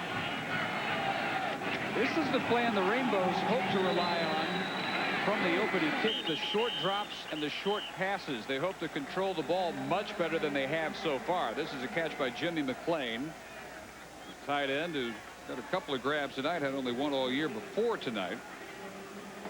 Is it simply because it's the backups and they're playing a zone that Hawaii is finally able to get this type of drive going? It's mainly because they're playing a zone. The backups for Michigan are darn near as good as the starters. They just are inexperienced. We've said again and again that you back up great players with more great players. All of them are high school All-Americans, or virtually all of them. So it's the style of defense. If Herman wants to come after them, they'll be in trouble again. They came after him here, and they forced an incompletion. Got hurried that time. Foot and Hall were bearing down on Robinson, who threw for Kane, incomplete. The pickup is pretty good. Here comes Foot, 17. Good pickup by Chris Smith, number 73. Great blitz pickup, as a matter of fact. He buried Foot, stuck him up underneath the 1 and the 7. In a perfectly legal block, a good blitz pickup. And now they're going to go for it. This is what the crowd wanted on their first drive when they decided to settle for 3 on 4th and goal inside the 1. Now they're going to go for it from their own 45. And there must have been contact there. Larry Foote, Anthony Jordan pull back, but they might not have pulled back in time to avoid the offside. Prior to the snap, offside. Defense, 5 yards, first down. Now here's what the rule says on that. If the defense enters the neutral zone and causes the offense to move, then the call is against the defense. That was a new rule a year ago. If the defense enters this zone, which is where the football, there he is. The nose guard does that. That's either Miller or Renus. And the offense moves, the penalty's on the defense. That was Rob Renus, the veteran. Foot coming up the gut, and incomplete. Well, he's got to be having fun. Hasn't played much all year. True freshman comes in, now gets the blitz on about every down. Well, he got to blitz, and it wasn't fun at all when Chris Miller made the pickup. This time they've covered Chris Miller with a nose guard. The reason he was not available to make the pickup is because he was occupied by the nose guard. This is an eagle defense, a double eagle defense, or what a lot of people call the bears. Both guards and the center are covered by down linemen. There's no one there to pick up Foot. So he's going to be clean and hit the quarterback right in the mouth. Yeah, he had fun on that one, Dave. Force the incompletion. 2nd and 10 midfield. Just across midfield. Out of the offset eye. Mims came out in motion, and the pass is high, but caught by Carter, who spins free all the way to the 35 of Michigan. First down. The march continues on a 15-yard catch and run by Carter. Now, Dave, I've seen 1,000 football games that were runaway victories in which the losing team just flat out laid down. These guys don't do that. These guys keep fighting. Carter's going to go up and make a nice catch here on a high throw. The protection's good. You think Michigan's not rushing hard, not playing hard. Look at Whitley, or rather Peterson, trying to make that hit. He tried to blow him up. That's the reason he missed the tackle. Ducked his head and went too high. Wrong play. Nice call at that time for Mims. And Calvin Mims gashes him right up the middle for about 8. And Calvin says to Mr. Foot, "Hey, Big Ten guy, welcome to the WAC." He takes him on right in the sternum. Right in the sternum. Foot's kind of taking a deep breath here, and I'll promise you it doesn't feel good. Right here, Foot's going to take his drop, see that it's a draw. Nobody's blocking him. Here comes a big hole, and Mims is not going to back down right here. Boom! Hello. Nice job, Mims. Blitz picked up pretty well. Out pattern is overthrown, intended for Carter.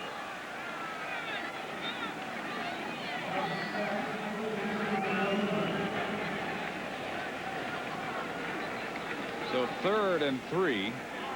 The most impressive drive since their first drive. You got to take your hat off to these kids in green shirts and green pants. They haven't let up one iota. Vastly overmatched, and they just keep on coming back, finding a way. Coach Lindsey's finding a play here, a play there to get them down the field. They're blocking hard. Don't think Michigan's not trying to stop him. Kane right, Carter left. Corner blitz by Whitley, and the catch by Thompson is made. But they actually will lose yardage as he runs out at the 30. And again, the throw wasn't exactly perfect. Good job by James Hall. The great pass rushing in that time was dropping off in a zone blitz coverage to cover for the corner blitz. So 4th and 5. They need to get just across the 26-yard line and make it a short 5. They come trips left.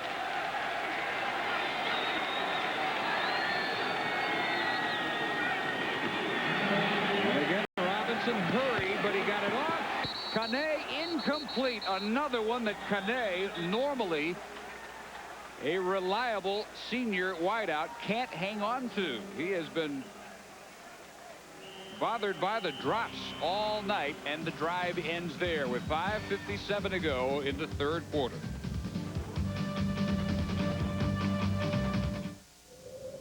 By the Director of Alumni Relations, Steve Grafton from Michigan. Steve, tell us a little bit about your program. Basketball and football here in the same week.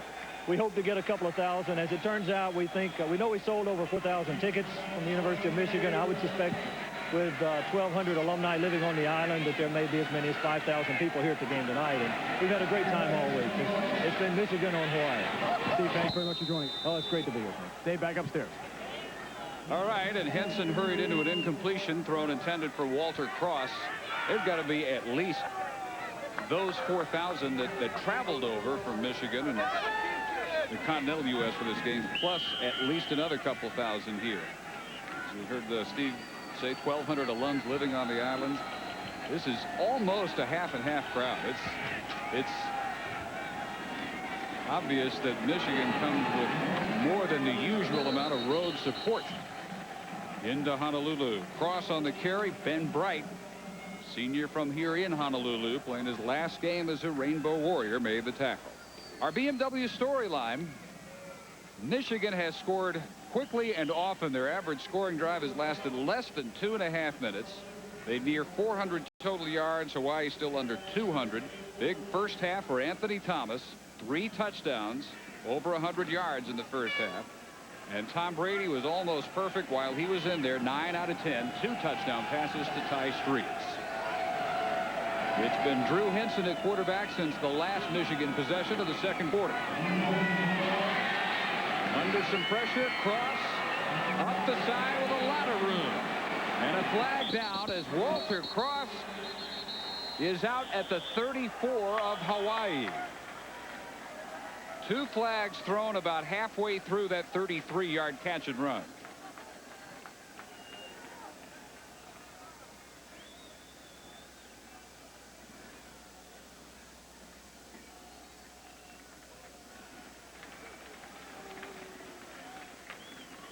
So Cross's big gainer will not stand. Of Lloyd Carr had to hope, even though there's a lot of guys getting playing time that haven't gotten much all year, had to hope that they would come close to a penalty-free second half.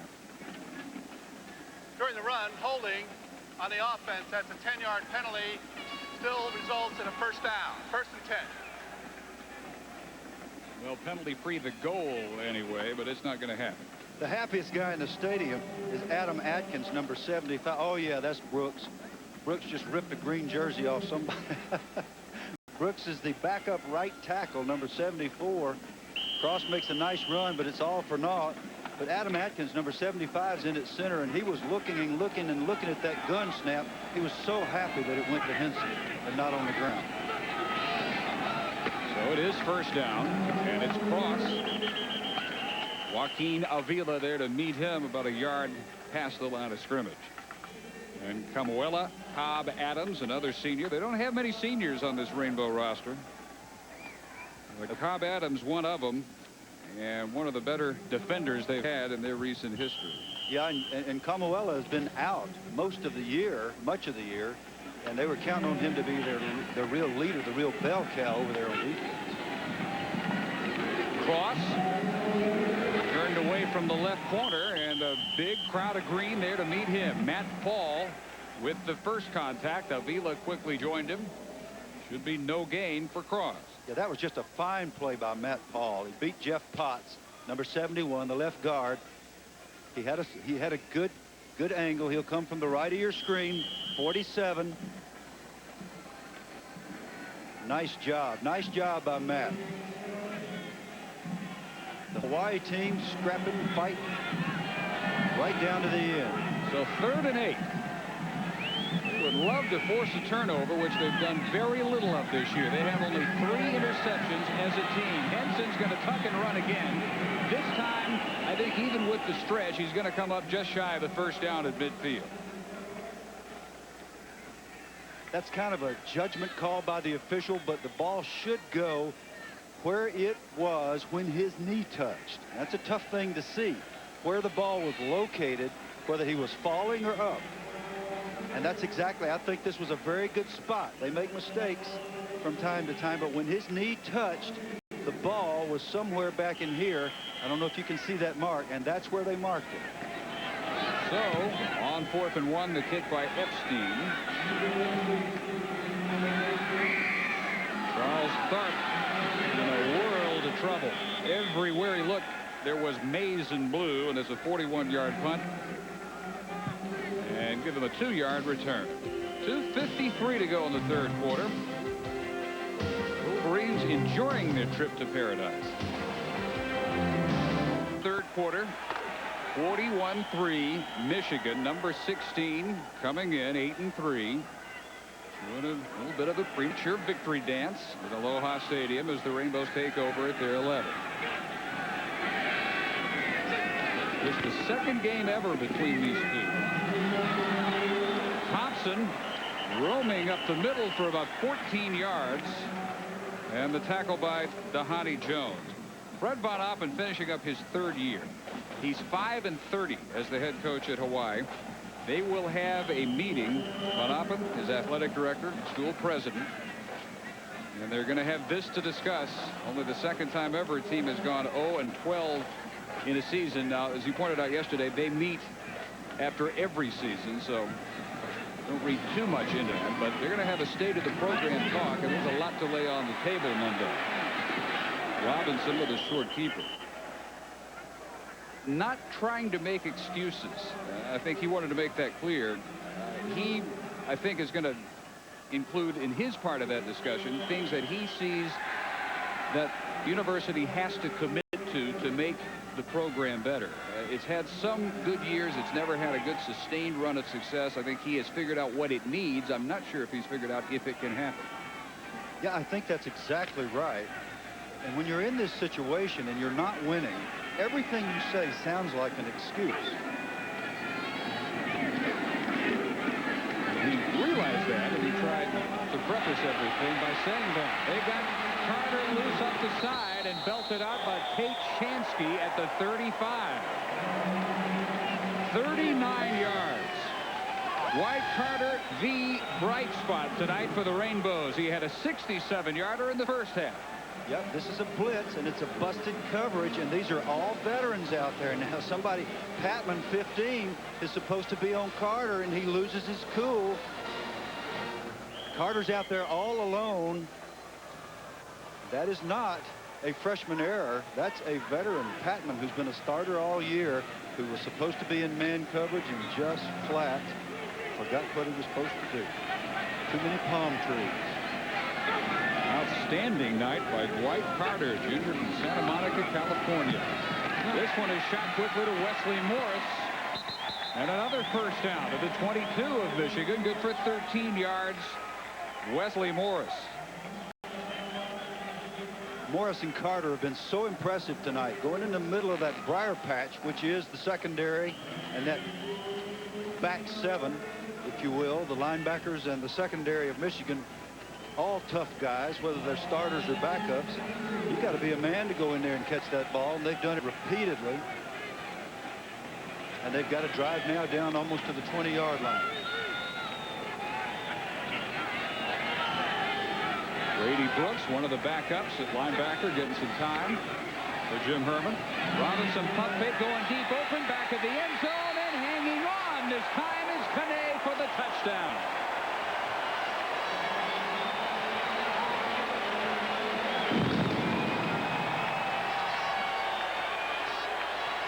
I'm going to say it again. This is not a rookie secondary back there for Michigan, and this is not what Lloyd Carr wanted. They're not going to lose this game. Don't misunderstand me. But what he did not want was sloppy football. And the big plays that occurred in 2 out of the last 3 were blown coverages. No one was home, and that's not what Michigan wanted to see at this juncture.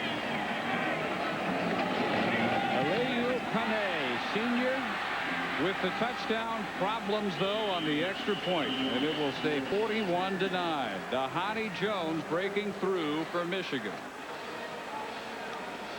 But Kane continues the celebration. His second touchdown of the year. They only have 2 senior starters on offense. Morris is one, and Kane, his fellow wideout, is the other. And a beauty of a pass by Robinson. Yes, indeed it is. You got to be happy for Kane because he has not had such good fortune tonight. A couple of drop balls that he might have caught, and he'll go home feeling a good bit better. And of course, Robinson has taken such a whipping all year. It's nice to see him have a little success. And once again, Coach Don Lindsay engineers by hook or by crook a long drive for this scrappy Hawaii team. I should say Hawaii. Supposed to say every letter, aren't you? 89, yeah, you are. You did. 89-yard drive. Robinson, 3 out of 3. And Kane hangs on. Don Lindsay, offensive coordinator this year. He was your defensive coordinator. Georgia Tech and Alabama. He was the defensive coordinator here and then made the switch over. Is that something he had always had as an ambition to go on the other side of the ball? I think Don had wanted to coach offense. I'm sure he would love to have done it with a few more weapons and with a few less injuries than he had to deal with this year. But as I said, he has such instinct about when to do what, and it would apply on either side of the ball.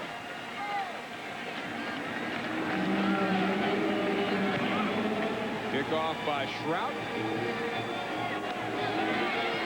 Return by Cross from a yard deep.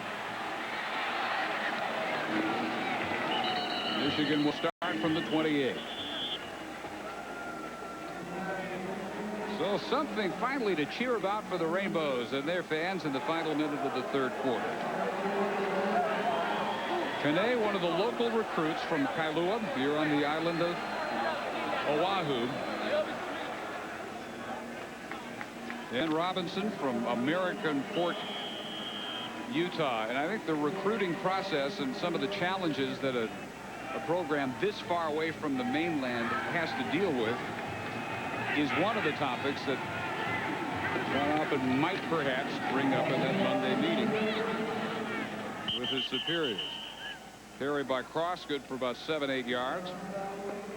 Obviously, school here in Paradise has a lot to sell, but it's not automatic that you can convince the best players on the mainland from where they normally try to recruit, California, Texas, most of the West, to come this far away from home. That's one of the challenges that any Hawaii head coach faces. That's right. And not only is it not automatic, it's difficult to get them to visit for any reason other than to see the palm trees and the pretty girls. You have to determine who might really consider your school.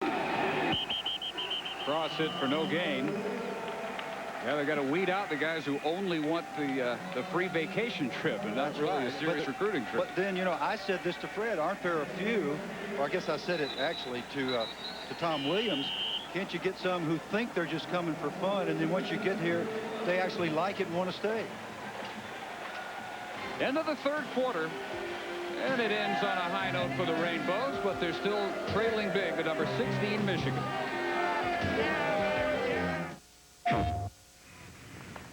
Night, Shannon. Good game. Hey, thanks, man. Hawaii trailing Michigan 41-9 as we start the fourth quarter at Aloha Stadium. Dave Barnett, Bill Curry, and Dave Ryan. And a goodly number of the maize and blue fans. Very evident from the opening kickoff tonight in Honolulu.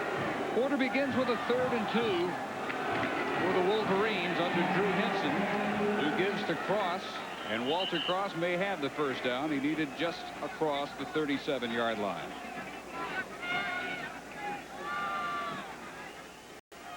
Justin Fargas injured a couple of weeks ago, badly broken leg. This would normally be a time where he'd get a long look, but it's Cross getting a workout in the second half. Bill? Yeah, and Cross needs that workout. Again, no matter how many good backs you have, and certainly they've got a bevy of great ones, you can't have too many, and they need those carries. If they don't get in a game with the ball in their hand, they're not ready for ball security. Here's the measurement for the first down.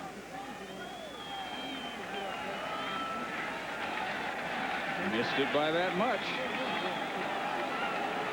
These young offensive linemen from Michigan are really getting a little better with each series. They came off the ball extremely well there. Jeff Potts, Adam Atkins, Maurice Williams in there in the middle. Got reasonably good movement, but not quite enough for the first down. Well, they are keeping the regular offense in. Anthony Thomas with the cap on, indicating he's probably done. 3 first-half touchdowns, and Henson brings him to the line on 4th and inches. Sneaks it, but I don't know if he got it. No, and he made a critical error. Henson will have to learn how to run a quarterback sneak. You got to get your pads down, take a drop step, and drive forward. Allow any movement that your offensive line gets for you to be used. You got to get these pads down in here as a quarterback. Watch his head pop up, which allows the linebackers to get a piece of him right there. He's exposed. That head should boom right there. Number 47, Matt Paul, loved that quarterback's head sticking up. Let me get a hold of that thing. Boom, right there. Back he goes. You don't do that if he's got his pads down. They're going to measure it again, but he is a few inches back. He lost a couple of feet, and it is Hawaii ball. Great job by Matt Paul, and a very important experience for young Drew Henson. These guys ain't quitting. You know, you can knock this guy down about 10 times. You're in a street fight, and he keeps getting up, and his blood all over his face. You keep thinking, well, he won't get up this time. And finally you figure out this thing's going to last all night. This Hawaii team is battling and scratching and fighting. It's fun to watch. One of the few times they take over with the kind of field position that Michigan enjoyed through the first half as they built this big lead. First man through, Calvin Mims. To the 33 goes the senior out of Oak Park, Illinois, Pat Kratis. Getting some time on the defensive line at one of the tackles for Michigan, made the tackle after a pickup of 3. So you can take this film and start building right off the bat. I'm talking about tomorrow or the next day. Look, men, what we did with Michigan, and yeah, the game was out of hand, but look what we did when we played hard with our pads low. We can play. Robinson hit as he delivers up for grabs and incomplete. Nearest man to it, Jerron Pigg, backup tailback. Coming up Wednesday night, one of the NHL's most bitter rivalries. The defending Stanley Cup champion Detroit Red Wings travel to Denver to take on the Colorado Avalanche. This game goes beyond just another regular season game, as these teams flat out don't like each other. Wednesday night at 9 Eastern, 6 p.m. Pacific. Red Wings Avalanche on ESPN2. Togetherness in the Hawaii huddle. They need 7 yards on 3rd down. Dwight Carter, though, not in the game. He has 146 yards on 7 catches. He's not a target. But Morris is, and he's at the 10, first down. A strike. Good for 23 yards between the 1 and the 2. Delivered this time by Robinson. This is going to be his best pass of the night. And if you think for a second that Michigan's not playing hard, just watch Nilton Miller there, number 60. He's fighting his heart out trying to get to the quarterback. Excellent concentration by Wesley Morris, the outstanding senior leader and wide receiver. These wide receivers block hard, too. You've got to admire these kids. Not quite first and goal. Robinson swing over the middle, out of the backfield. It's Mims, breaks a tackle, heads for the corner. Did he get there? Not quite. I don't know Coach Lindsey found that one. I don't know what to call it, but what a beautiful play and so well executed by all concerned except the official. I thought he hit the stanchion there that broke the plane of the end zone. Nice throw and catch. What a beautiful move. Jake Freisinger on the ground. Come on, come on, come on. Turn it on, Mims. Looked like a touchdown to me. And looked like one to everybody that saw it on the replay screen here in the stadium. That ball touches that orange thing. That is 6. I don't know how the guy made that call. That's a shame. Second or first? Well, the good news is for Hawaii, he got it to where it's 1st and goal. It wasn't quite on the 10. It was inches beyond it, so it was actually a 1st and 10. And now he's close enough that it is 1st and goal. So if need be, they've got 4 cracks from about 6 inches shy. Well, the young Michigan defenders get a chance for a goal line stand in the most difficult of circumstances. 95, Patrick Kratos. Number 60, Nate Miller. Other young defenders in there. Let's see what happens here. Robinson gives, and hit for a loss is Mims. Perfectly timed by Hendricks and the Michigan defenders. Yeah, now Hendricks is not a young player. He's an old warrior from the Big Ten wars. Here comes, boom, Tommy Hendricks. Ball carrier having already been stood up. Jeff Smokovich, I think, actually got there a hair in front of Hendricks and made the first contact for a loss of 2. Here's 2nd and goal. And that time, they didn't time it so perfectly. No, and this is likely to be one of those calls on the defense for jumping into the neutral zone. Prior to the snap, offside, defense, half the distance, still sit down. Coach Lindsey, you better call the quarterback sneak here 4 times if necessary. Well, you only get 3 more. These people, I tell you what, these people do not want you to score, Coach Lindsey. Here they come. They're bringing everybody. Well, Alpena has a freshman center, Chris Smith, who alertly snapped that one as soon as he could to get the offside. So now they're ready again. 2nd and goal from the 1.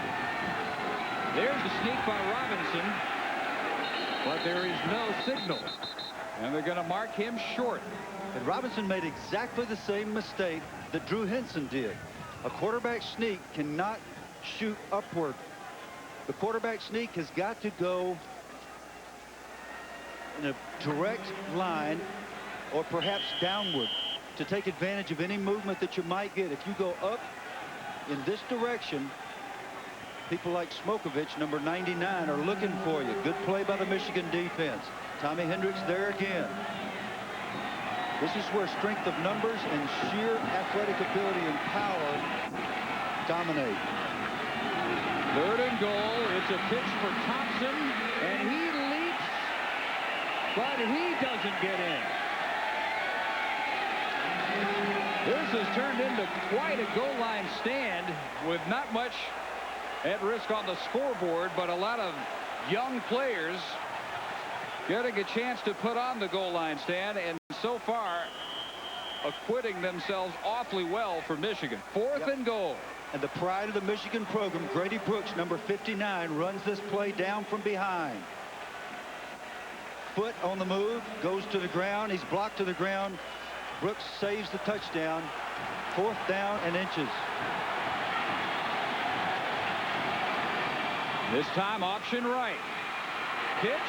Easy touchdown. Jerron Pigg gets it home for the Rainbows.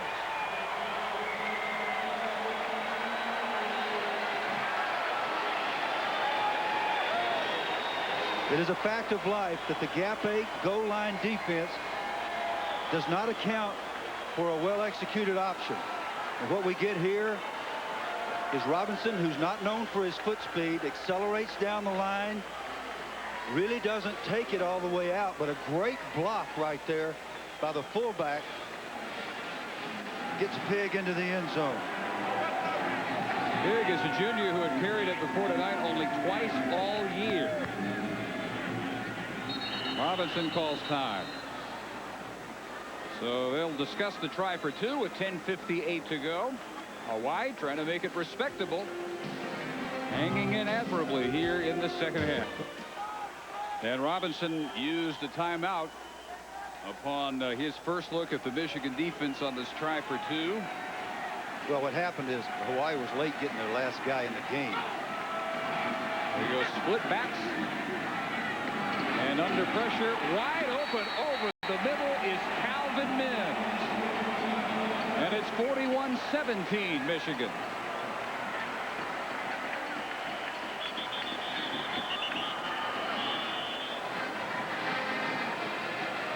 And Mims yet to get up. Got cracked pretty hard at the goal line. Gratis provide the pressure. Robinson got it off just in time for Mims, who got spilled hard by Tommy Hendricks. But he got the two. Send your customers. Really not moved until right now, trying to get up after helmet-to-helmet contact with Tommy Hendricks as he carried in the short pass by Robinson for the two-point conversion.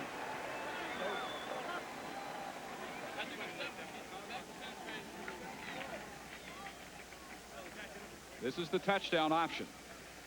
Calvin Mims, 24, the fullback on Eric Rosal, number 40. Beautiful block right there. Rosal's lucky he didn't get injured on the thing. He knocked him down to the left of your screen. Here he comes across from the strong side to the weak side. Nobody home to cover him. Hendricks comes outside in. The collision, mouthpieces flying. Both guys trying to remember where they are. Looks like everybody's okay. Really fine execution by Calvin Mims of the two plays that got him 8 points.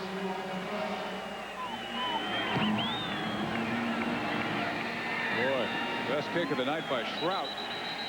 And it is bounding loose in the end zone, and a loose ball is now ruled touchback. Cross went for it, then backed away from it, and the official right there on it immediately eased his mind by waving for the touchback. In college football, when that ball touches the ground in the end zone, untouched by the receiving team, it is dead. Period. Only question was, did Cross touch it? And he thought about it, but he backed away in time. Well, no, it wouldn't matter if he touched it. When it touches the ground untouched, then the ball is dead. If he touches it after that, it means nothing. As soon as that ball touched the ground, yeah, he touched it. It doesn't matter. The whistle's already blowing. Now, in the NFL, the rule is different, and the ball would have been live. Well, the first teamers are back in for the Wolverines, and that means Brady and Thomas, and here goes the A-train again. Can LeJay catch it? Not tonight. Fourth touchdown, goes 80 yards for Anthony Thomas.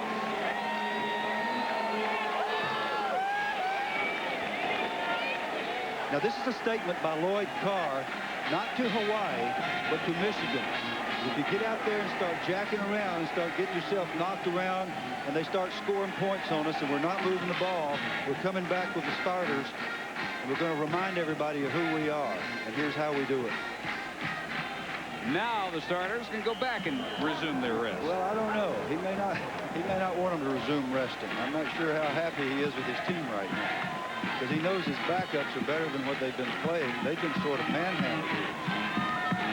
Ulu's last point after on a bad snap was no good. This one is, and it's 48-17. One off the school record now of 5. Touchdown number 4, 80 yards, almost untouched. Difference in the starters and the backups. Phil Austin, the free safety, had a shot at him, and he's got to make that tackle. There are an awful lot of free safeties that have missed on the A-train. Let's go down to Dave Ryan. Well, Dave, the Michigan first-team offense thought it was done for the night. Certainly not the case. Quarterback Tom Brady and crew respond big time. One play and a touchdown for Thomas. Now, after that late Hawaii rally, a few minutes before the offense went on the field and scored, Michigan coach Lloyd Carr came over to them and said, hey, we want to keep the ball, stay consistent, and guys, stop making mistakes. Team a little bit embarrassed after the late rally here from the Rainbow Warriors. I think they're feeling a little bit better after that long Anthony Thomas touchdown run, Dave and Bill. Ought to be. Yeah, Anthony Thomas Now, 183 yards. Man, and 4 touchdowns on only 13 carries. But one thing that gives you pause is John Jansen was out there, number 77, the offensive captain. He's just getting knocked around with that bad Achilles, and it doesn't look like it's good for him to be in the game. You don't have your calculator handy. That is 14.1 yards per carry by the A-Train tonight. Did you do that mentally? No, I did that with my personal calculator, Kirk McCarley, sitting to my immediate left. He probably didn't use the calculator. Is he smart enough to do that mentally? Sorry. Thomas. He ain't saying nothing. That's a pretty good average, though, even for Anthony Thomas. Big Ten Freshman of the Year last year. Hot and cold this year, as has been the whole Michigan running game. Yeah, they just haven't run the ball well until tonight with their starting unit against an outmanned Hawaii team. Brady Brooks. The latest to mistime his rush by Michigan. That's called guesswork. I'm going to guess this snap count. Offside. Defense, 5 yards. Remains first down. Not what Coach Carr wants. This is exactly what Lloyd talked about before the game. He's got him on the sideline. I'll guarantee you right now saying, man, this is not acceptable. We're getting sloppy. We're guessing. We're jumping all over the place. We're getting knocked down. Right now, he just wants to wrap this thing up. They got off to a wonderful start. Hawaii proved that they weren't quitters, came back on them. Now they got to get their composure back.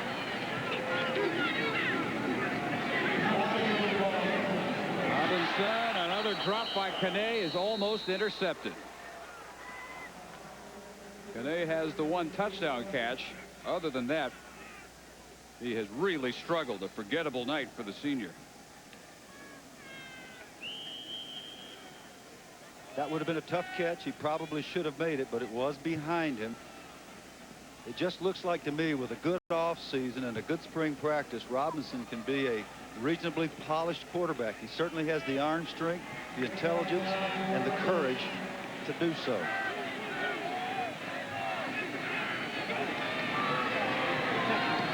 Second down and 5. And this will be a halfback option. Tharp. Incomplete. Tried to throw back for Robinson. Yeah, and Brooks really fouled that thing up because he got his big body between the quarterback, Robinson, and the passer, Tharp. Tharp, not being a polished passer, didn't just sort of loft it out there. He either threw it away or thought he was going to throw it between Brooks's legs. As Don Lindsay continues to empty out that game plan, everything he has not yet used, better get it in now while you can. Don's got a thick playbook. Blitz coming. They run Kane on the reverse. Walker's out in front. And he almost stepped back behind his first down. He had it, and then he retreated, and then he went forward again, and he will have enough for the first down. Good job by number 68, big Andy Phillips. Again, got his big old body out there. This is fun for the O-lineman to get a chance to go out and block in the open field for a reverse. Might get your picture in the paper. They never take your picture when you're in there in the middle of all the pit and the war. Here he comes out here. Number 68 is out in front. There he is. Also number 74, the other guard, Dustin Owen. Not glamour positions, but out in front, doing a good job in the open field. 3-step drop, gunning it complete for Wesley Morris and out of bounds. Knocked out by Kenneth Jackson.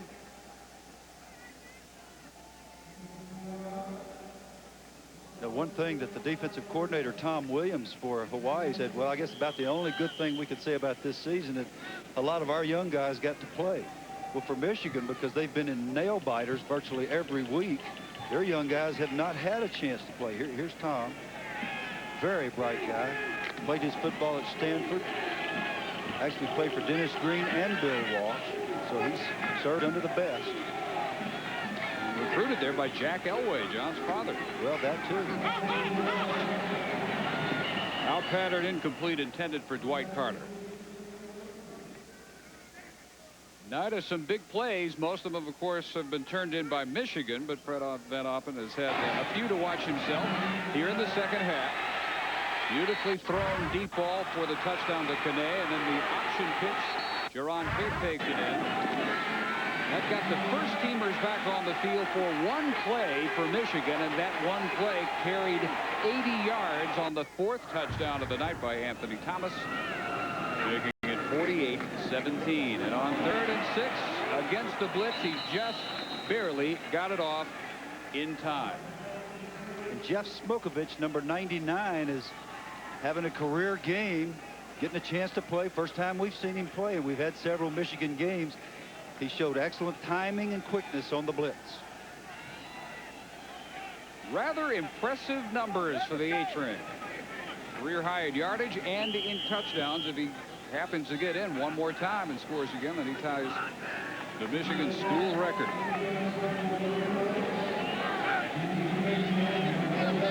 High snap handled by Shrout. And gets off another good kick. It would have been great or awful. There's been no in-between for Chad. On the return, Diallo Johnson brings it out near the 30-yard line. A 49-yard effort this time by Shrout with 9:28 to go.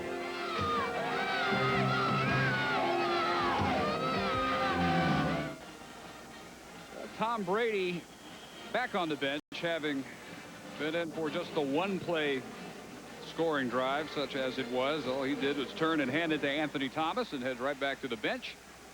Drew Henson and the second teamers return for Michigan. They take over at their 28-yard line with 9:28 to go. Short toss, Marquise Walker, the freshman from Syracuse. All-time New York high school record holder, 181 catches in his career. Well, we talked about some of the issues past and present for Hawaii. Here is certainly the hot button issue of the present and future, and that is the breakup after just a couple of years as a 16-team entity of the Western Athletic Conference. Teams on the right heading to the Mountain West Conference, teams on the left, the remainders, and most of those are not the longest standing members of the Western Athletic Conference. Well, here's the difference. Teams staying in the WAC over the last 3 years have combined for 96 wins, 174 losses versus 168 and 111 by those forming the Mountain West. 7 bowl appearances compared to 27, 3 WAC titles in the decade compared to 13 won or shared by the breakaway 8, as Ken Hatfield of Rice referred to. A lot of hard feelings, not necessarily here at Hawaii. Fred Van Oppen says he understands it as a business decision by the WAC, not that he likes being left out of it with his program. Henson spun out of bounds on the keeper at the 34. Yeah, and speaking with Coach Yoshida, who is the athletic director here at Hawaii, had a nice talk with him at halftime tonight. He feels like that second group, Dave, is going to stick together and really try to make a go of it. I didn't ask him what they were planning on calling themselves, and I didn't have time to ask him a lot of details, but he feels like they have a reasonable chance to be a viable conference on their own.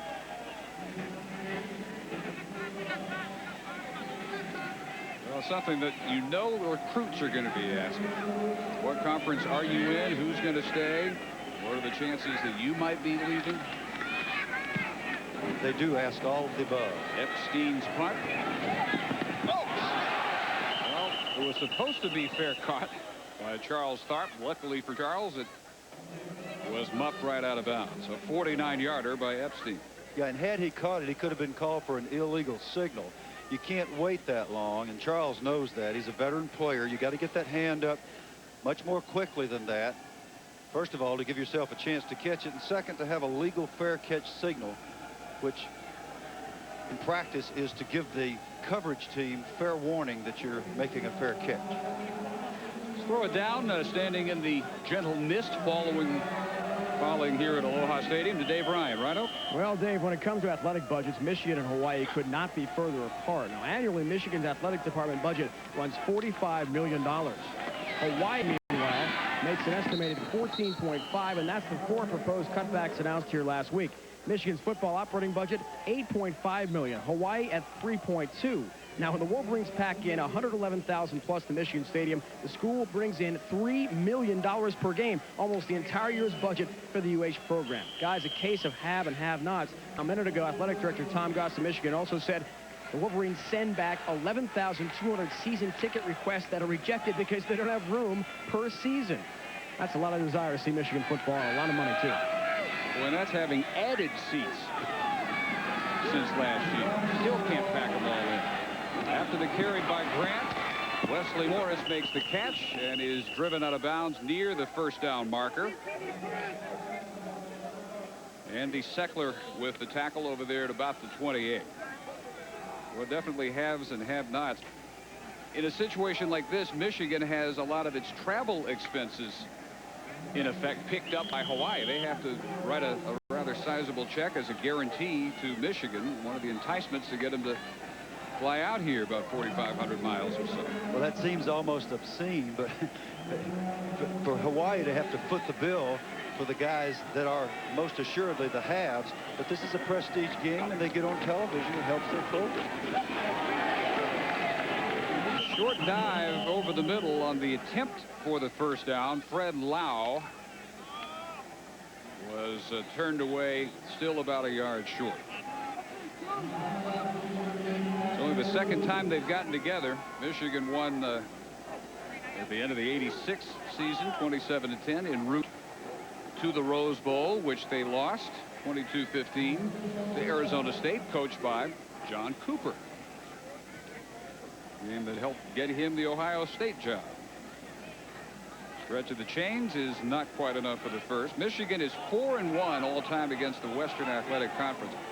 You probably remember the only loss ever suffered at the hands of a WAC team by Michigan. It was the Holiday Bowl 1984.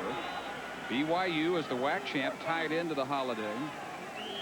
Only unbeatens in '84. They polished off Michigan and won their only national championship. Yeah, that was a valiant performance by Robbie Bosco, if memory serves. Going for it on 4th and inches. Robinson on the sneak. Needed about a half a foot or so, and he gets 3 yards up to the 30. And what did he do, David? Lowered his body. He lowered his body and kept his legs driving. He got down behind those big rear ends of Chris Smith, Andy Phillips, and Dustin Owen. Nice job there by the offensive line. Kalana Noah, superb job, and he got the first down. That's what quarterbacks learn, and sometimes they have to learn the hard way.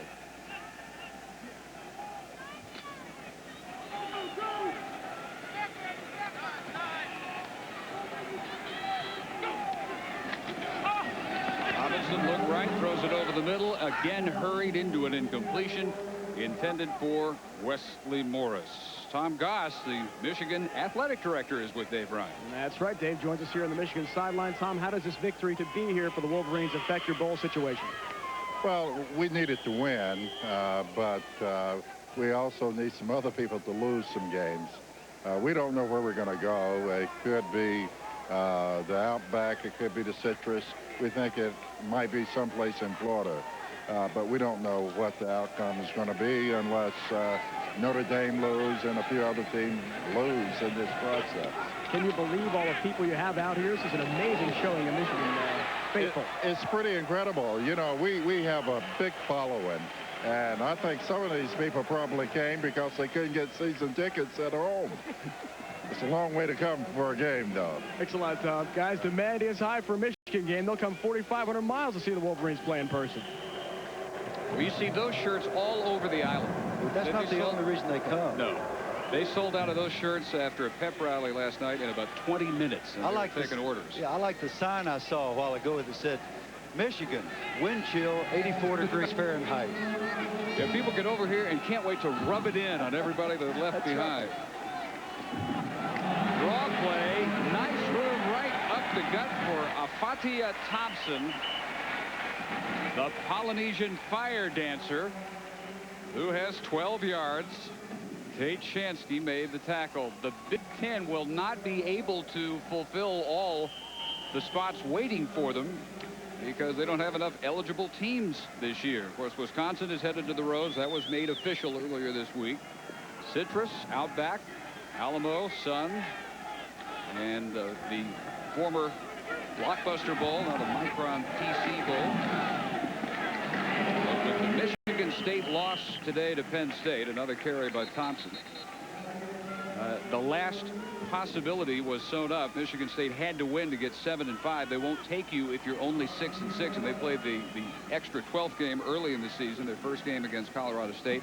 Won't take you if you just break even with 6 wins, and so that shut it off as far as the conference was concerned. Yeah, that's kind of embarrassing for the Big Ten. We were talking to Bo Schembechler. We were at Schembechler Hall, as a matter of fact, a few weeks ago in Ann Arbor. It was nice to see Bo here tonight. He seemed to be having a good time. He always has a good time when the Wolverines win. And he was saying that the Big Ten was down this year. Maybe a little top heavy. Did Carter hang on to this one? He has had a brilliant night, and he does make the catch at the 41. A career night for Dwight Carter. He'll be back for another year. Coach Schembechler at that time was not happy with the Michigan team. And of course, he's never been bashful about his views. And he went on to say that the conference is just so weak this year. And that's borne out by the bowl situation when they can't fill the obligations. A year ago, the conference was 2-5 in bowl games. And that was not good. So you expect more from the Big Ten, and I suspect that it's a cyclical thing and that it'll work its way back up. Carter's catch, his 8th of the night for 155 yards. Lau inside the 40, 39-yard line. Chris Singletary made the tackle. You have to be happy for all the young players that are getting a chance to run out there and play in this game. Both teams playing a lot of folks, although Hawaii's keeping the starting offensive line in because they've had some success here. They'll build on this. I was saying earlier, they'll take this tape and they'll show what we can do when we execute. And even though these guys are backups for Michigan, they're still Michigan Wolverines, and they're still good football players. Going for it on 4th and 3. And what a catch by Morris, who is inside the 10, upended there at about the 7-yard line by Dwayne Patman. Morris over the middle for 32 yards. First and goal, Rainbows. And you got to say Wesley Morris could play for most anybody. This guy's a real football player. He catches this thing in traffic. He breaks tackles. He spins and turns. Beautiful play. Beautiful. Can't do it much better than that. Patman stays after him. He was beaten.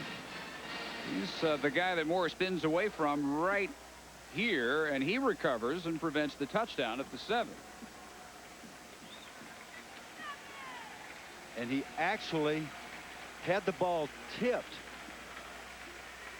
by Peterson, and he continued to run with it, secured it, put it away. Robinson, much encouraged by these developments.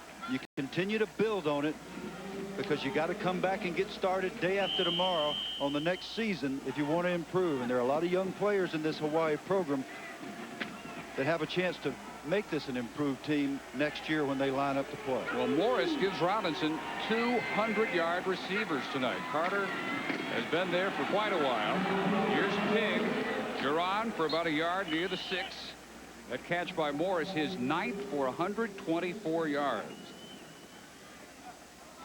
And let's look at our national car rental players of the game tonight.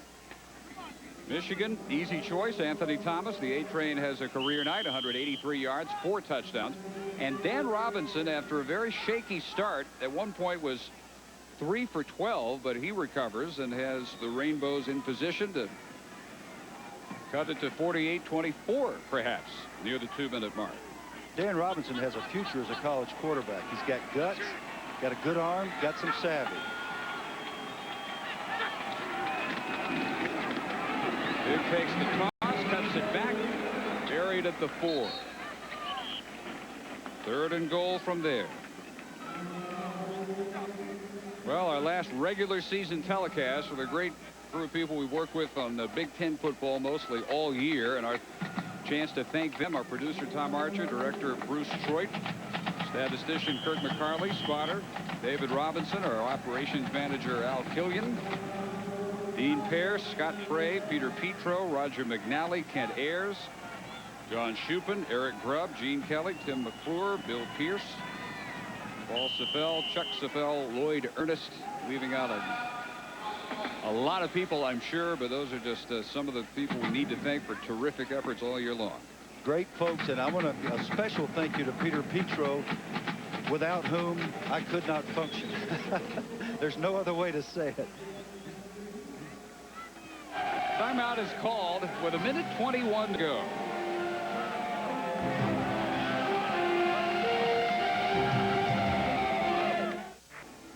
Well, Jim Herman and the defense trying to hold off Hawaii with only 1:21 to go. The Rainbows have 3rd and goal from the 4. He just had a big huddle on the sideline with all these defenders. He does not want the Rainbows back in this end zone at all. He's all over them. He's up in their face. Now he's going to yell at them from the sideline. He's lining them up. They don't know where to line up.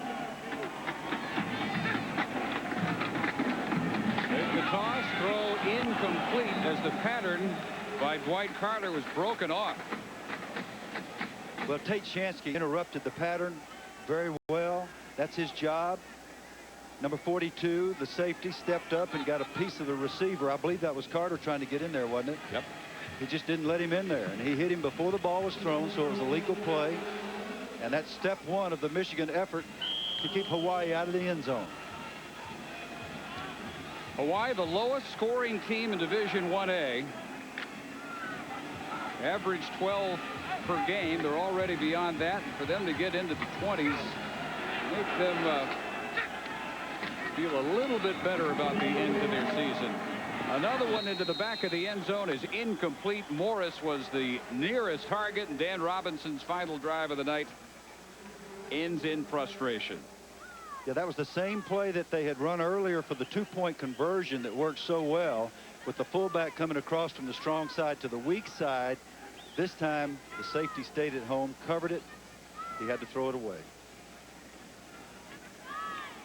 And a chance to issue our final round of thank yous. There's some folks probably wondered if they were going to get thanked too. Well, obviously we will thank Mike Molinari, our tape producer, Susan Goldenberg, our associate producer, Pete Redpath, our associate director, and Damon Betts, who handles our computer interface, and Brenda Riggio helping out Susan in the truck as well. It's a great team to work with. One of my biggest surprises leading the football field was to find such a great team at ESPN. Jason Kapsner gets a snap, and he gets a pass complete. Rudy Smith makes the catch, as apparently just about all 90-plus Wolverines who made the trip to the island are going to get at least a snap. Now to the final minute of what will be the 9th win of the year against 3 losses for Michigan. They look to improve on their 16th ranking in the coaches poll. Going deep and overthrown, incomplete by Kapsner, intended for Aaron Richards, who shares number 29 with Marcus Ray. For Hawaii, they will finish 0-12. Only Colorado State 81 finished the year with 12 losses in Division 1A. This will also be their 18th consecutive loss. 10 more than any streak in the Rainbows program's history. Many wondering if this is going to be the last game coached by Fred Von Oppen, but he talked yesterday like a man who fully expects to be back and to make some major improvement next year. Richards makes the catch close to the first down. Well, you have to hope that the administration will take note of the fact that the academic performance has improved drastically since Coach Von Oppen got here with his staff, and that they'll make the improvements and allow this staff to continue, because otherwise you just start over. That's what happens so often. You start over again and again, and the athletes are not well served, nor are the coaches nor the students. Now it's Scott Dreisbach, the senior, who spent a good portion of his career taking hits like that as a starter. For a couple of years he was a starter, and he got belted on what may be the last play of the game. Dreisbach unselfishly spending most of his time this year as a special teamer. Watching Tom Brady get most of the work at quarterback.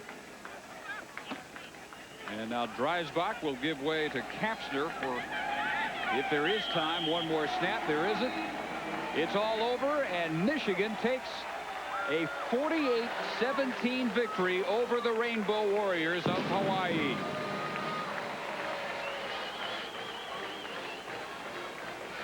Again, our final score, Michigan 48, Hawaii 17. Coming up next on ESPN2, the NFL Tonight. For Bill Curry, Dave Ryan, and our entire ESPN crew, Dave Barnett saying so long from Honolulu. This has been a presentation of ESPN, the worldwide leader in sports.